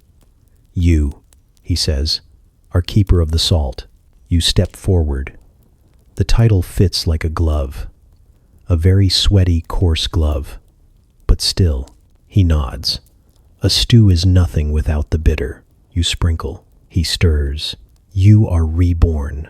At sundown, he closes the bucket, says the stew is done, says forgiveness has been distributed, says the root spirits must now rest. People beg for more. He gives them silence. Then he leaves, just walks off, barefoot, crown askew, bucket in hand. A single turnip rolls out behind him. It is picked up by a man who swears it glows. He eats it. He laughs for 3 minutes straight and then buys a tambourine. You never see Thomas again, but every now and then, someone comes to your stall and asks, "Is this where the turnip king cooked?" You nod. You hand them a bowl of your regular stew. They eat it. They smile. And, for a moment, you think, maybe, just maybe, you remember how to make food that matters.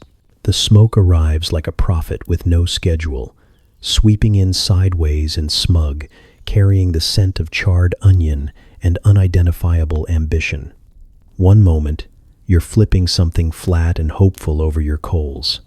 The next, you are blind, coughing, and convinced your eyebrows are gone. Visibility drops to guess and pray.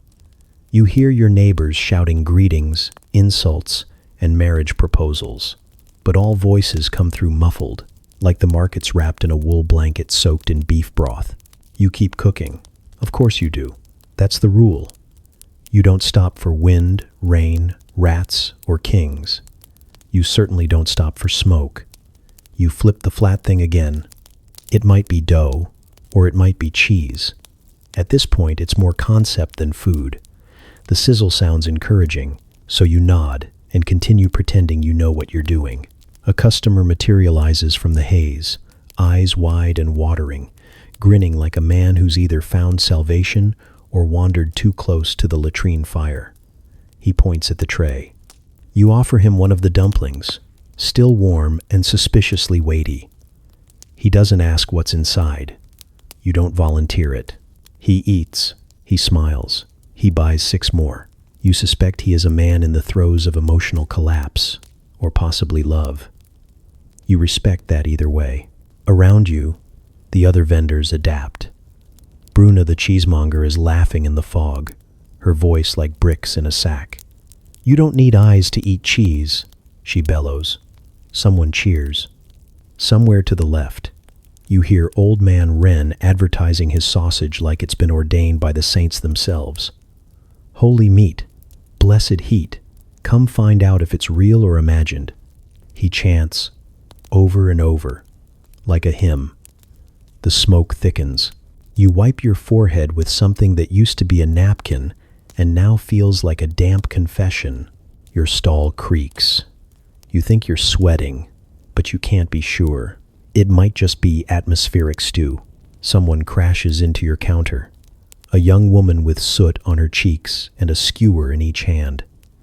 She drops coins on your stand, then one of the skewers, then the rest of her composure. I can't see the sun, she says. You hand her a dumpling. She bites it like it owes her money. Her expression softens. Okay, she says, chewing. Maybe I don't need the sundae. She disappears back into the smoke, leaving a half-melted button and the vague smell of rosemary. A pig runs by. Not metaphorically, an actual pig, wearing a cloth around its middle like a belt. No one chases it. No one questions it. You decide, this is fine. You try to check on your stew, but only find steam. You stir it anyway, hoping your hand doesn't meet anything with eyes. You feel a chunk. It fights back slightly. You stir harder until it surrenders. A bard stumbles through the mist playing a flute. He is definitely off-key, possibly on purpose. Coins bounce off his hat. He stops at your stall and gasps. Have you seen my lute? You give him a dumpling. He nods like that answers something. I shall write a ballad about this, he says, and promptly walks into a barrel. The wind shifts again. The smoke circles back like it forgot its purse. This time, it brings with it the unmistakable tang of fish, unwashed ambition, and something floral. You think maybe someone's trying to hide perfume sales under a grill, which is both bold and depressingly common.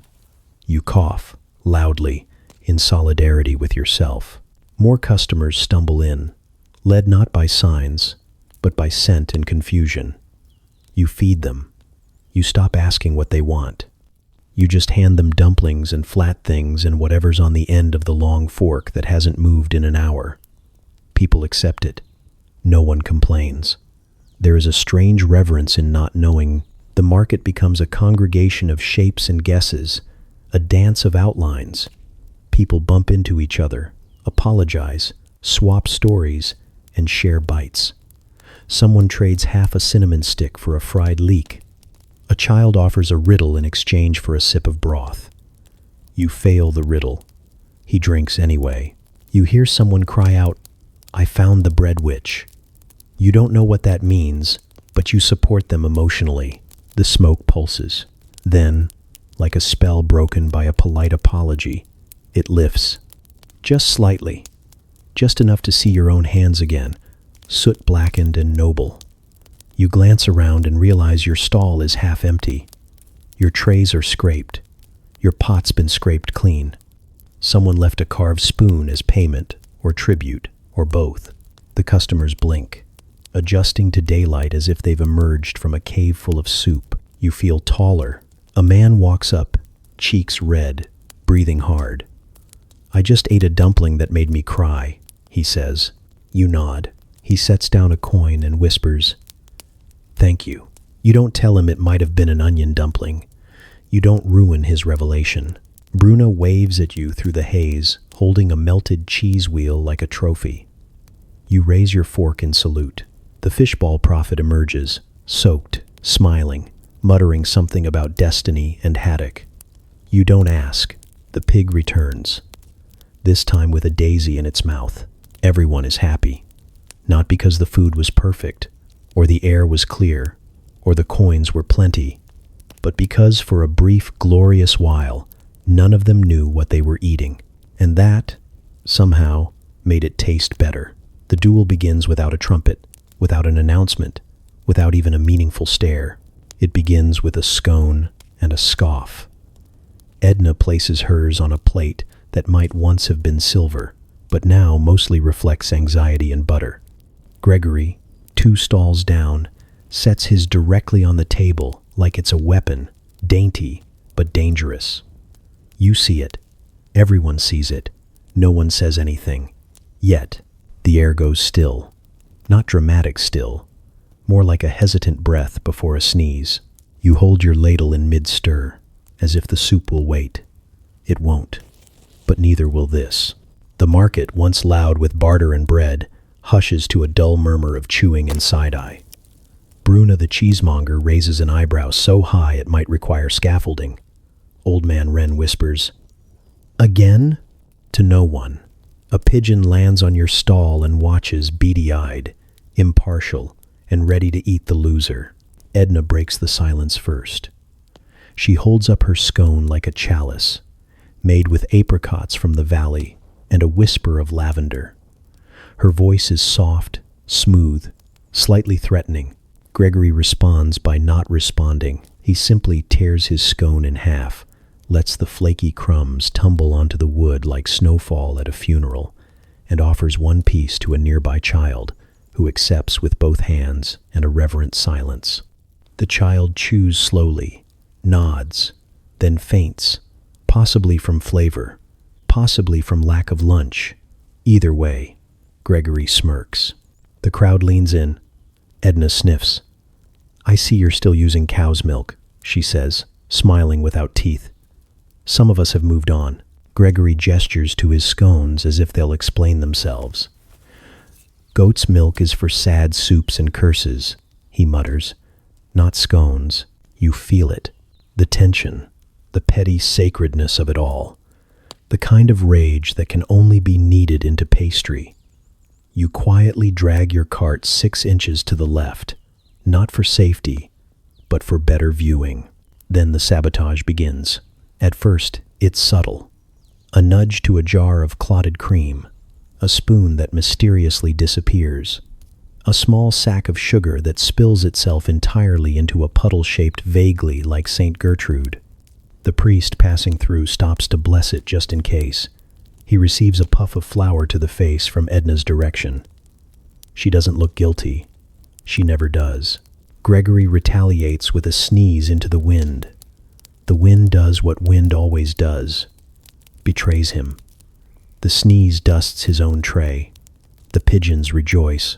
You lean over your stall and, in a moment of capitalism-inspired brilliance, begin selling tiny scraps of linen as voting flags. 3 for a pittance, 5 for a future. They go fast. People want to vote. People always want to vote, but especially when it's about food and feelings and revenge. The crowd chooses sides quickly. On the left, Edna's followers, mostly women of an age and wisdom, with sharp elbows and sharper taste buds. On the right, Gregory's disciples, a mix of students, bakers, and one overly enthusiastic dog that seems to have declared allegiance via drool. The priest wipes the flour from his fringe and announces he will bless both scones, not as endorsement, but as protection. No one believes him. His blessing includes a tremble and what may be the sign of the cross, or just an effort to swat a fly. The first bites are taken. A woman in a red cloak closes her eyes after Edna's. "It reminds me of my first love," she says. Gregory hands her his. She chews, then sighs. "And this," she murmurs, "reminds me why he left." Edna nods like she planned that. Gregory does not blink. He simply reaches for his secret weapon, the second batch, slightly warmer, slightly softer, made with the sort of confidence that only arises from trauma and 3 failed apprenticeships. He offers one to the priest. The priest hesitates, sniffs, bites, looks heavenward, then chokes slightly. It's unclear if it's from joy or a rogue clove. You sell out of flags. A small fight breaks out near your feet. Not about scones, but about who stepped on whose toe while swooning. You let it play out. You understand the importance of letting emotions have their scene. Suddenly, Edna claps her hands. The pigeons take off. The people jump. She reveals her final flourish. A scone drizzled with honey and topped with a candied violet. It glistens like a bribe. She hands it directly to the fishball prophet, who has wandered back in search of destiny and snack. He eats, stares, then says, "I see the sea again." He bows, deeply, to both bakers and vanishes into the alley, possibly ascending. The crowd murmurs. The votes are tallied. A child declares themselves the High Minister of Taste and climbs a crate to announce that both scones are worthy, but only one made them cry. Unfortunately, they've forgotten which one. Gregory looks smug. Edna looks smugger. The priest looks exhausted. You look at your dumplings, untouched during this madness, and realize they now seem dull by comparison. You take a bite. It's fine. Not divine, just fine. But in a world of dueling scones and pastry prophets, maybe fine is a form of peace. You pack up your tiny flags, all sold, all waved, all sticky with honey and sentiment. The scone duel ends not with a winner, but with a pastry treaty. They trade recipes, sort of. Edna reveals hers in riddles. Gregory lies outright. Everyone knows. No one cares. The market breathes again. You return to your stall. The wind shifts. A new smell enters the square. Fried something, with a hint of apple and apology. You look up. Bruna is holding a pie. Tomorrow. It begins again. She appears sometime between a bell toll and a merchant's scream. One moment, there's a patch of dirt and an old apple core. The next, there's her. A girl with ash-dark hair, a crooked smile, and a grill that hisses like it has opinions. She's not wearing anything flashy. No robes, no badges, no sign proclaiming, "I am mystery, please gawk." But still, everyone gawks. Her name, people decide, is Smoke. She doesn't correct them. She's younger than you but older than time. Somehow, her face says 17. Her eyes say she's been watching this market long, before stalls had wheels and fire was optional. You're not sure if she walked in or manifested out of weather. She carries a basket of mushrooms and herbs. Real ones. Not dried lawn clippings pretending to be flavor. And within minutes, she has a crowd. Not loud, not frantic, just drawn, like moths to a grill. You step closer. You're not proud of it, but you do. Her grill's made from old horseshoes and part of a wagon wheel, but it glows like sacred fire. She lays down mushroom slices the color of secrets. Steam rises. People sigh. One man starts crying quietly and doesn't know why. She doesn't shout. She doesn't sell. She doesn't even look at anyone directly. She just flips the mushrooms once. with a wrist flick so graceful it probably qualifies as witchcraft in 3 counties, then hands them out on flatbread. No salt, no silver forks, just warmth, and something you can't name. You wait. You don't plan to, but you do. Your own stall, neglected, oozes stew from a cracked pot. You pretend not to notice. A rat might take over. Fine, worth it. When it's finally your turn, you try to act normal. You fail. You ask, "What's in them?" She says, "Butter." You wait for more. You get nothing. Just that word, butter. Like it's not just an ingredient, but a lifestyle. You blink. She lifts one brow. It doesn't ask. It dares. You hand over your coin. It feels like a sacrament. The mushroom sandwich she gives you is hot enough to burn, soft enough to soothe. The herbs aren't labeled but speak in dialects your tongue suddenly understands. You taste moss and thunder. You taste wood smoke and whatever your grandmother never told you because you weren't ready. You eat the whole thing without breathing. You almost clap. You don't clap. You're not an amateur. She looks at you like she knows. Later, when the crowd dies down, you bring her a bowl of your best stew. She glances into it like it's a test she didn't study for. She takes a bite. Her face doesn't change. Her silence is a mirror, and you are not flattered. You say, "So, butter?" She says, "And heat, and patience." You nod. You don't know if it's wisdom or shade, but you nod like you get it. Around you, the market pulses. Bruna laughs like she's murdering joy. Old man Wren swears at a sausage that broke in half too early. A pig gets loose. A baker screams, "Infidel," at a turnip, the usual. But she is not the usual. She doesn't chase customers. They return like tides. One man offers her his shoes in thanks. She declines. Another offers his daughter. She declines faster. You're not sure where she gets her mushrooms. You're not sure you want to know. Rumors begin to stir by afternoon that she was raised by dryads, that she's a runaway princess, that her grill is made from dragon teeth, that she cured someone's gout with a particularly charred portobello.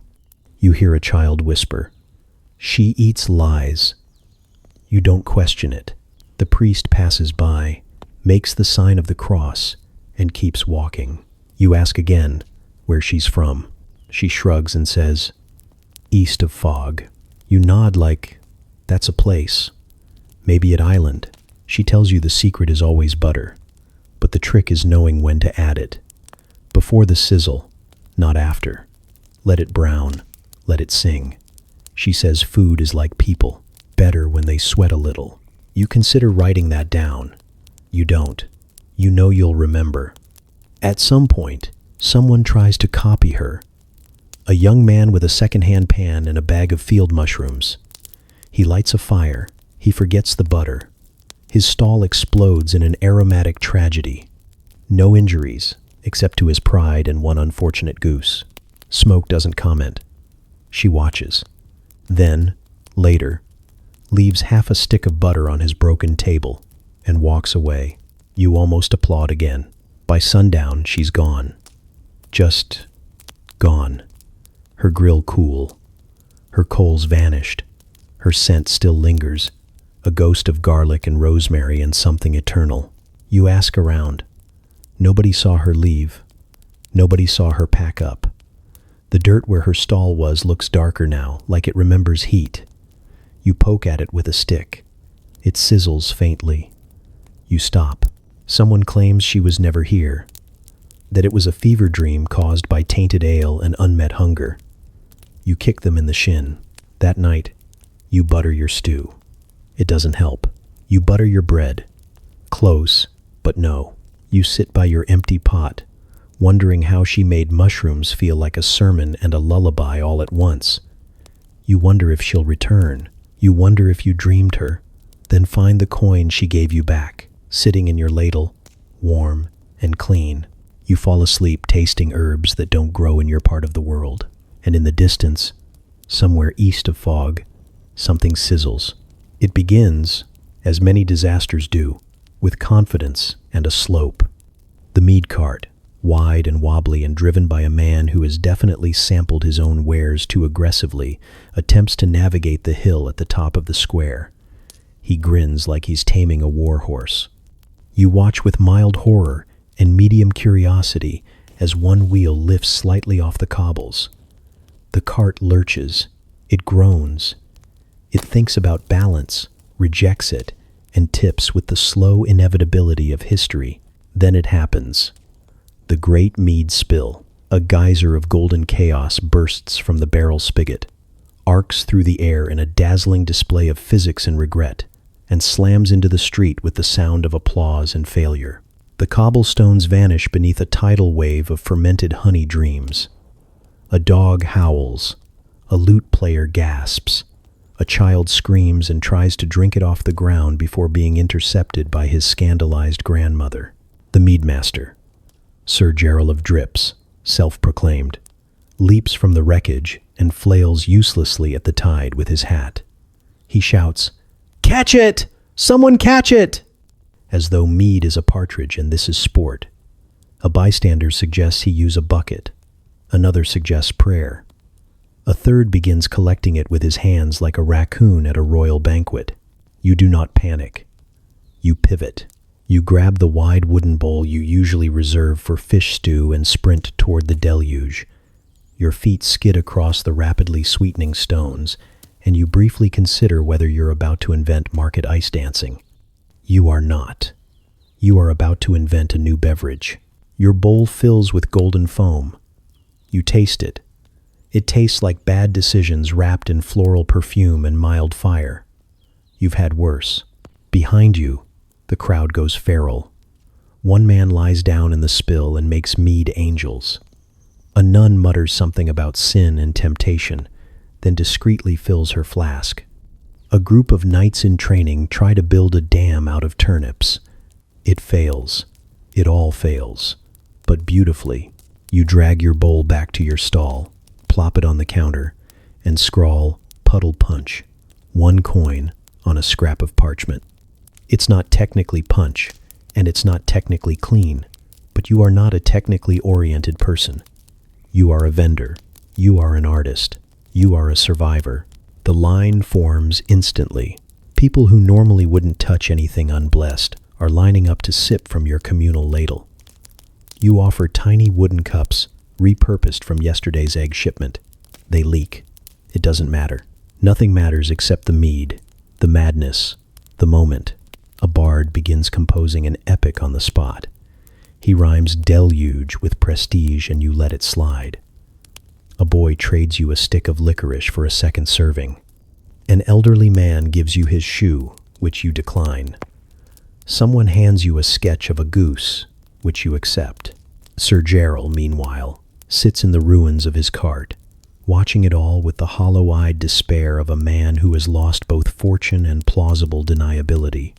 He lifts a piece of broken barrel, toasts you solemnly, and begins drinking from it like it's a lover who wronged him but was also right. You ladle out another cup.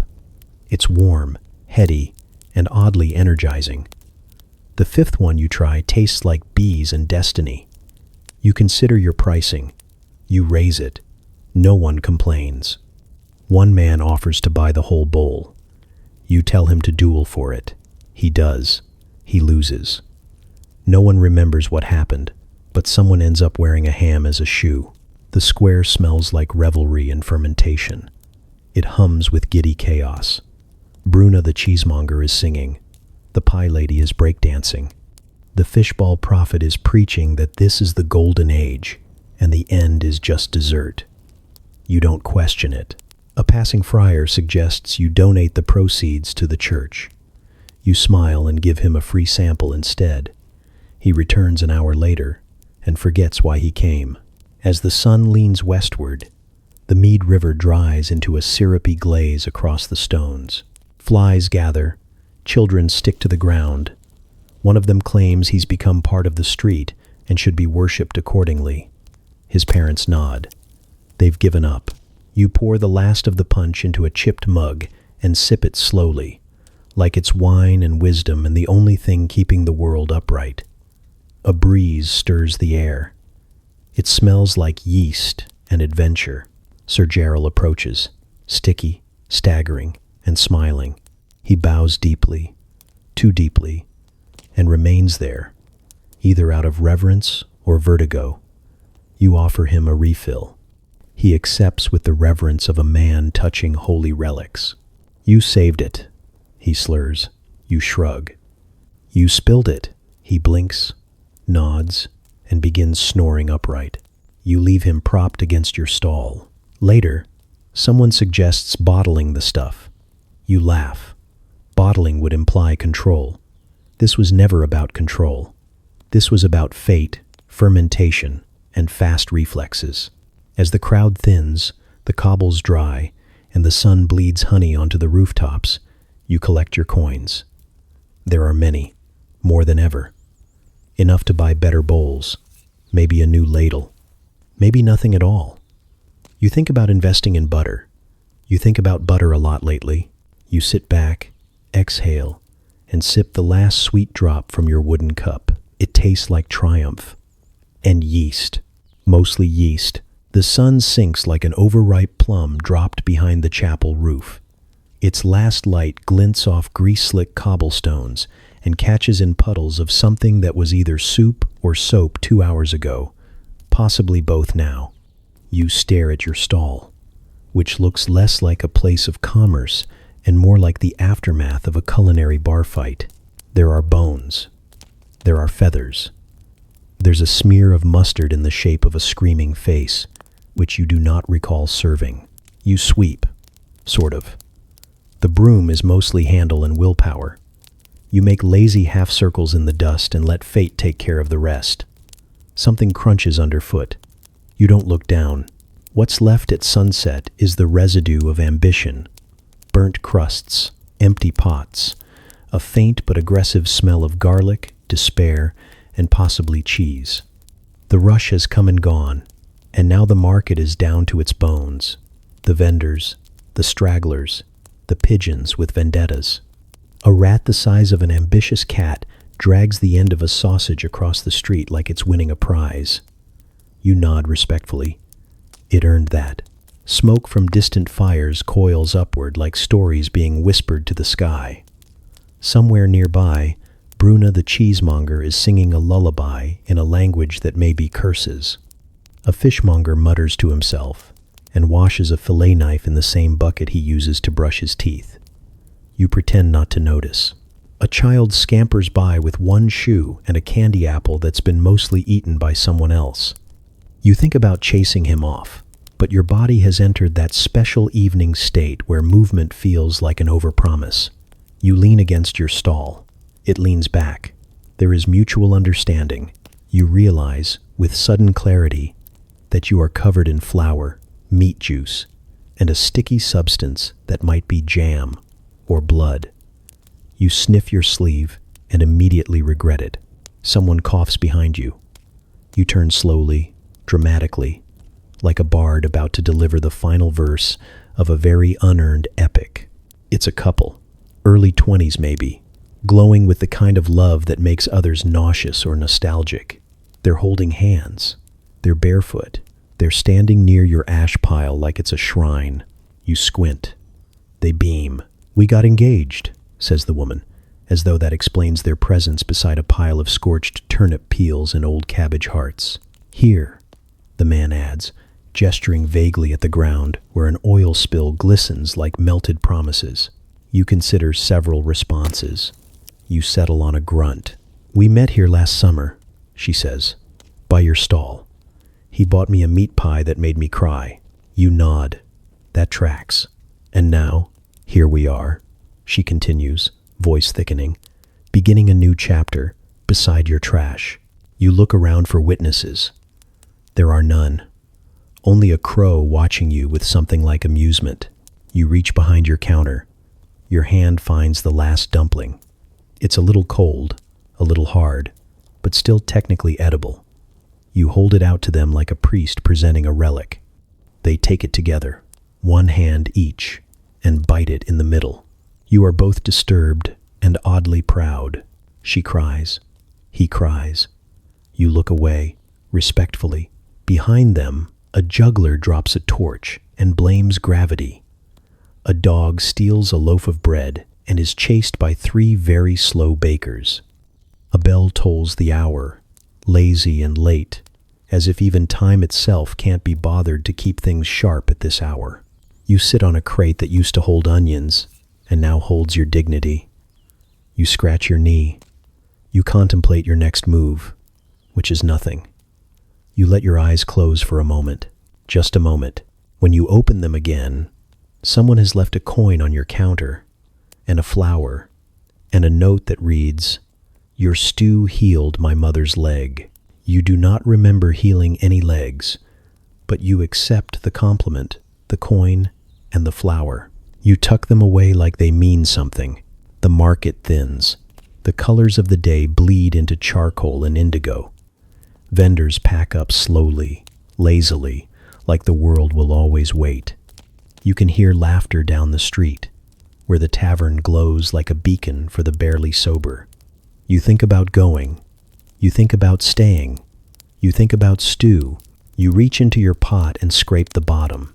There's 1 spoonful left. It's mostly broth and ambition. You eat it with a reverence reserved for religious moments and very good cheese. A breeze stirs the ashes. Someone's singing again. Maybe it's you.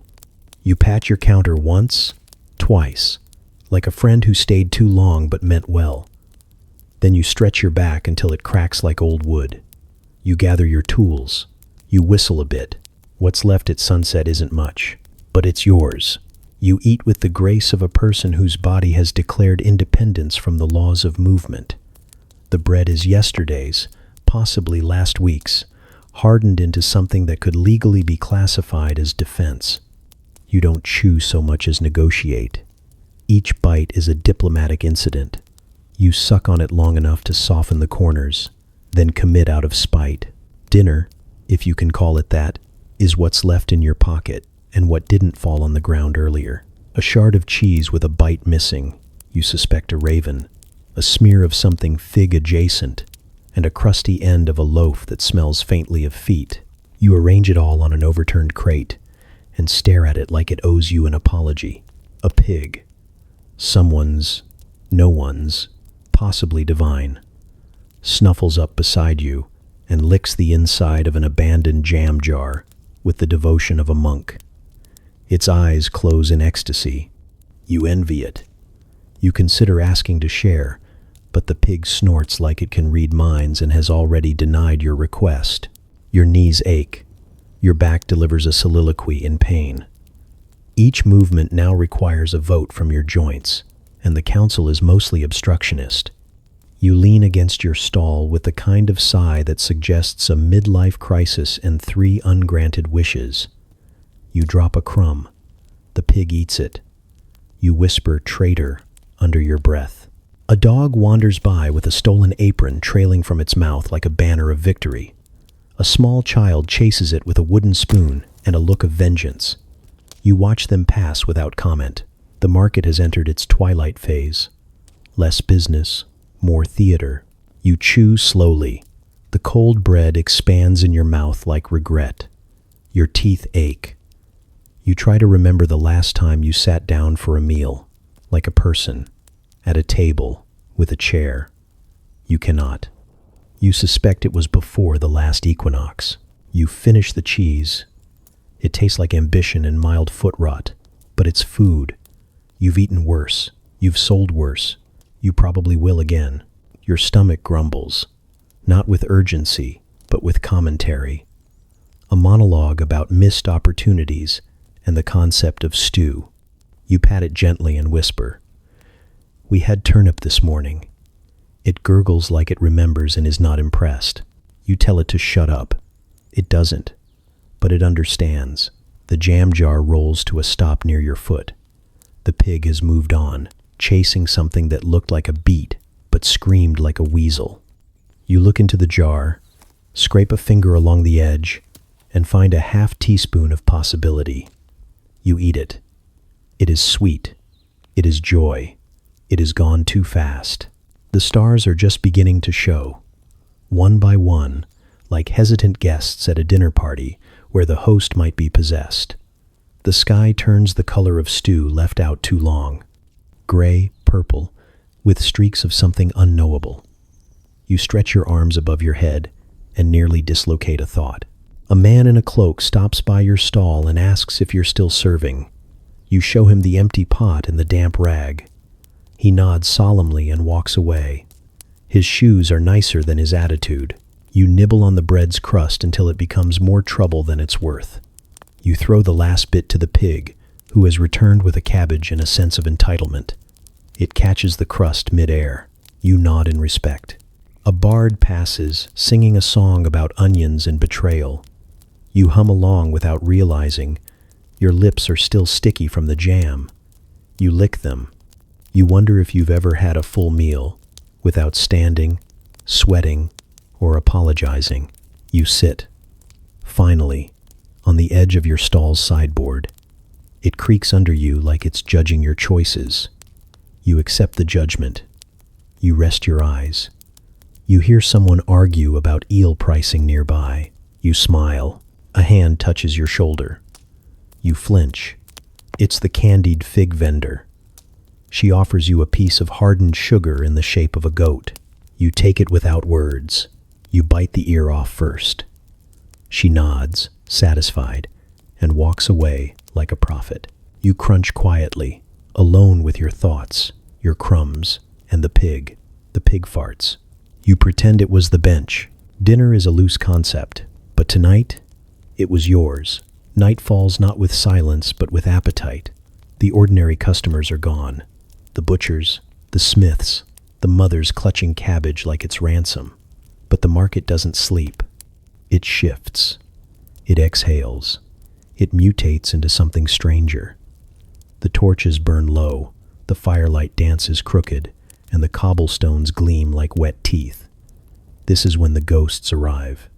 Not spirits exactly, but people who make spirits seem polite. The first to come is the Potato Man. He emerges from the mist of smoke and late-night stew steam, draped in burlap, holding a sack that rattles with earthy certainty. He demands only one thing: potatoes shaped like saints. You don't have any. You've never had any. You didn't know potatoes could hold theological opinions. But he insists. He holds one up. Lumpy, misshapen, vaguely resembling St. Bartholomew after a rough night, and kisses it tenderly. You nod, as though this makes sense. You hand him a roasted tuber from your fire, smear a little ash on it, and say, "Saint Agnes." He weeps and calls you blessed. Behind him comes the smell woman. She does not buy food.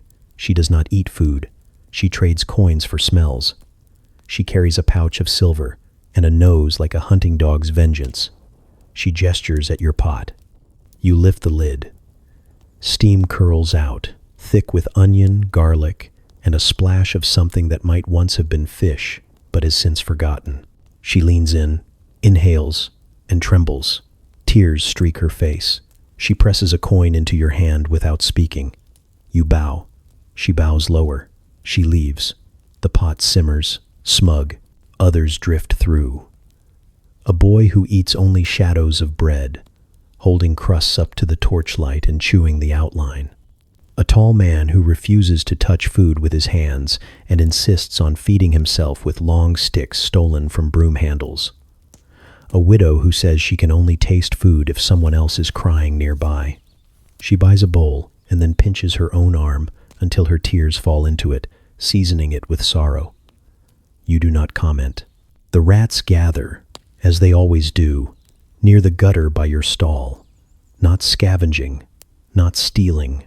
Counsel. Dozens of them, lined up in neat rows, whiskers twitching, tails curling like punctuation marks. They sit, facing one another, chittering in sharp bursts, as if debating taxation or territorial expansion.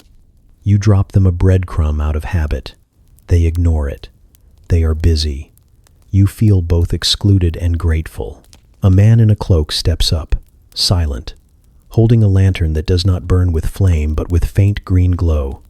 He gestures at your counter. You set down a dumpling. He does not eat it. He presses his lantern over it.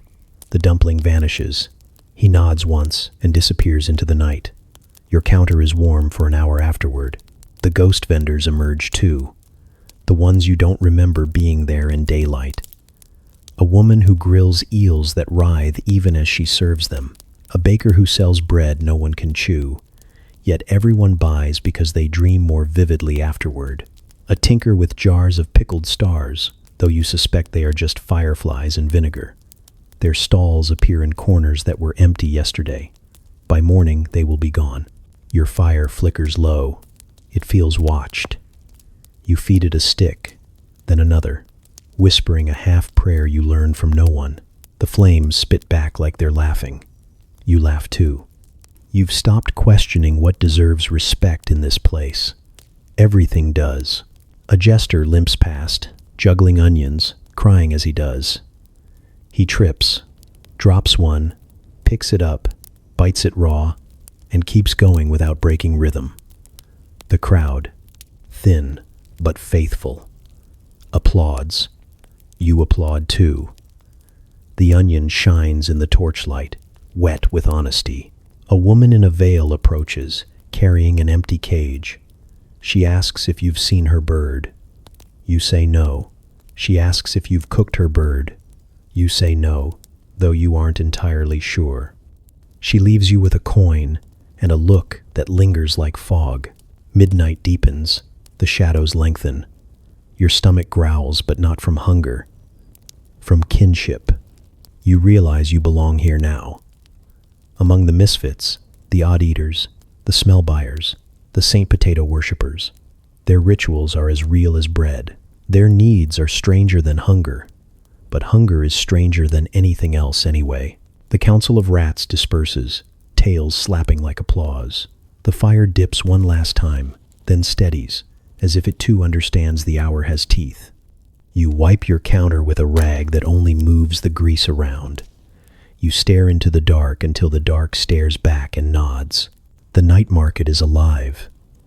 It has always been alive, and when the ghosts leave, they leave crumbs. The coals are still glowing, not bright, not boastful, but with the slow, stubborn heat of something that has survived the day and is too tired to stop now. You curl beside them, apron wrapped around your shoulders like the hug you forgot to earn. It's stiff and smells like every regret that's ever been fried, but it's warm in places, and that's enough. You nestle in. The ground is stone. The stone is unkind. You forgive it anyway. Your stall is quiet, finally. No shouting, no haggling, no euphoric screams over semi-edible miracles. Just the whisper of wood crackling down to ash and the gentle protest of your joints folding into themselves. You are not a young person. You are not an old person. You are a person who has cooked for 12 hours and been paid in buttons, blessings, and one very suspicious coin shaped like a pig. A slice of something unidentifiable rests near your foot. You don't remember making it. You don't remember not making it. You kick it toward the rats with a toe. They accept the offering. It feels religious. Somewhere in the distance, someone is still singing, probably about fish, possibly about love. But the line is thin in this town. It's a low, throaty sound, more humming than melody, drifting over the rooftops like mist made of memories. You think it's coming from the man with the 3-stringed lute, who only plays after midnight and only knows songs that make people cry into their flatbread. You hope he never stops. Your hands are still coated in a thin veneer of oil and story. Bits of batter, a ghost of mustard, something that might be sugar or might be thyme. You try to wipe them on your apron but forget which part of it is the inside. It doesn't matter. Clean is a luxury for people who sell silk or sermons. You sell heat and hope and the occasional pigeon pie.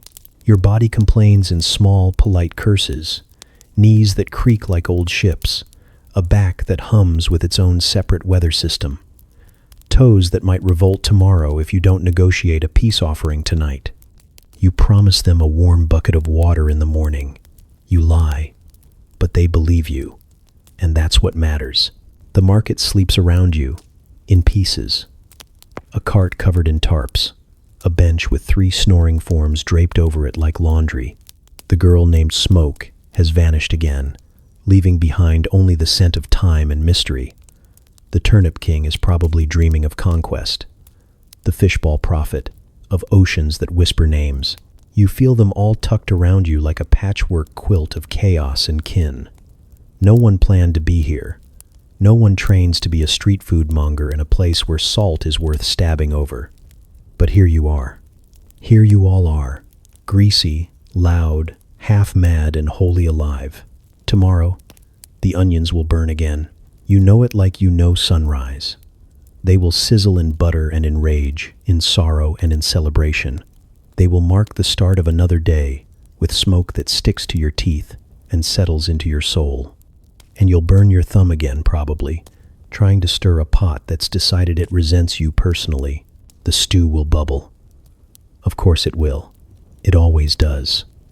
You will throw in everything you have, everything you found, everything you don't want to explain. Bones for depth, peels for texture, a prayer for flavor. You'll taste it with a dirty spoon and say it needs salt. You'll say that every day. It's never just about the stew. The people will come. They always do. On 2 legs or 4, some of them wearing shoes, some of them wearing crowns, and some of them wearing nothing but a dream and a half-melted smile. They will ask what's cooking, and you will lie just enough to make it sound romantic. You will hand them warmth wrapped in bread, or joy on a stick, or confusion in a bowl. You will watch them bite and pause and smile, and you will smile back. And so will you. You will come. You will rise with the markets groan and stretch until your ribs complain. You will chase the morning light with a bucket and a knife. You will light the fire again, curse at the wind again, slap dough until it resembles your mood. You will laugh at the sausage man's prophecy and steal a fig when the candy lady isn't looking. You will trade a story for an egg and a secret for a slice of cheese. You will be here. Not because you have to, not even because you want to, but because this is where you are made and unmade, burned and basted, stirred and served. This stall, this fire, this strange, beautiful street that smells like meat and madness. It is yours, and you are its. The coals hiss as one settles deeper into the ash. You sigh. It's a sound full of ghosts and garlic. And then you sleep.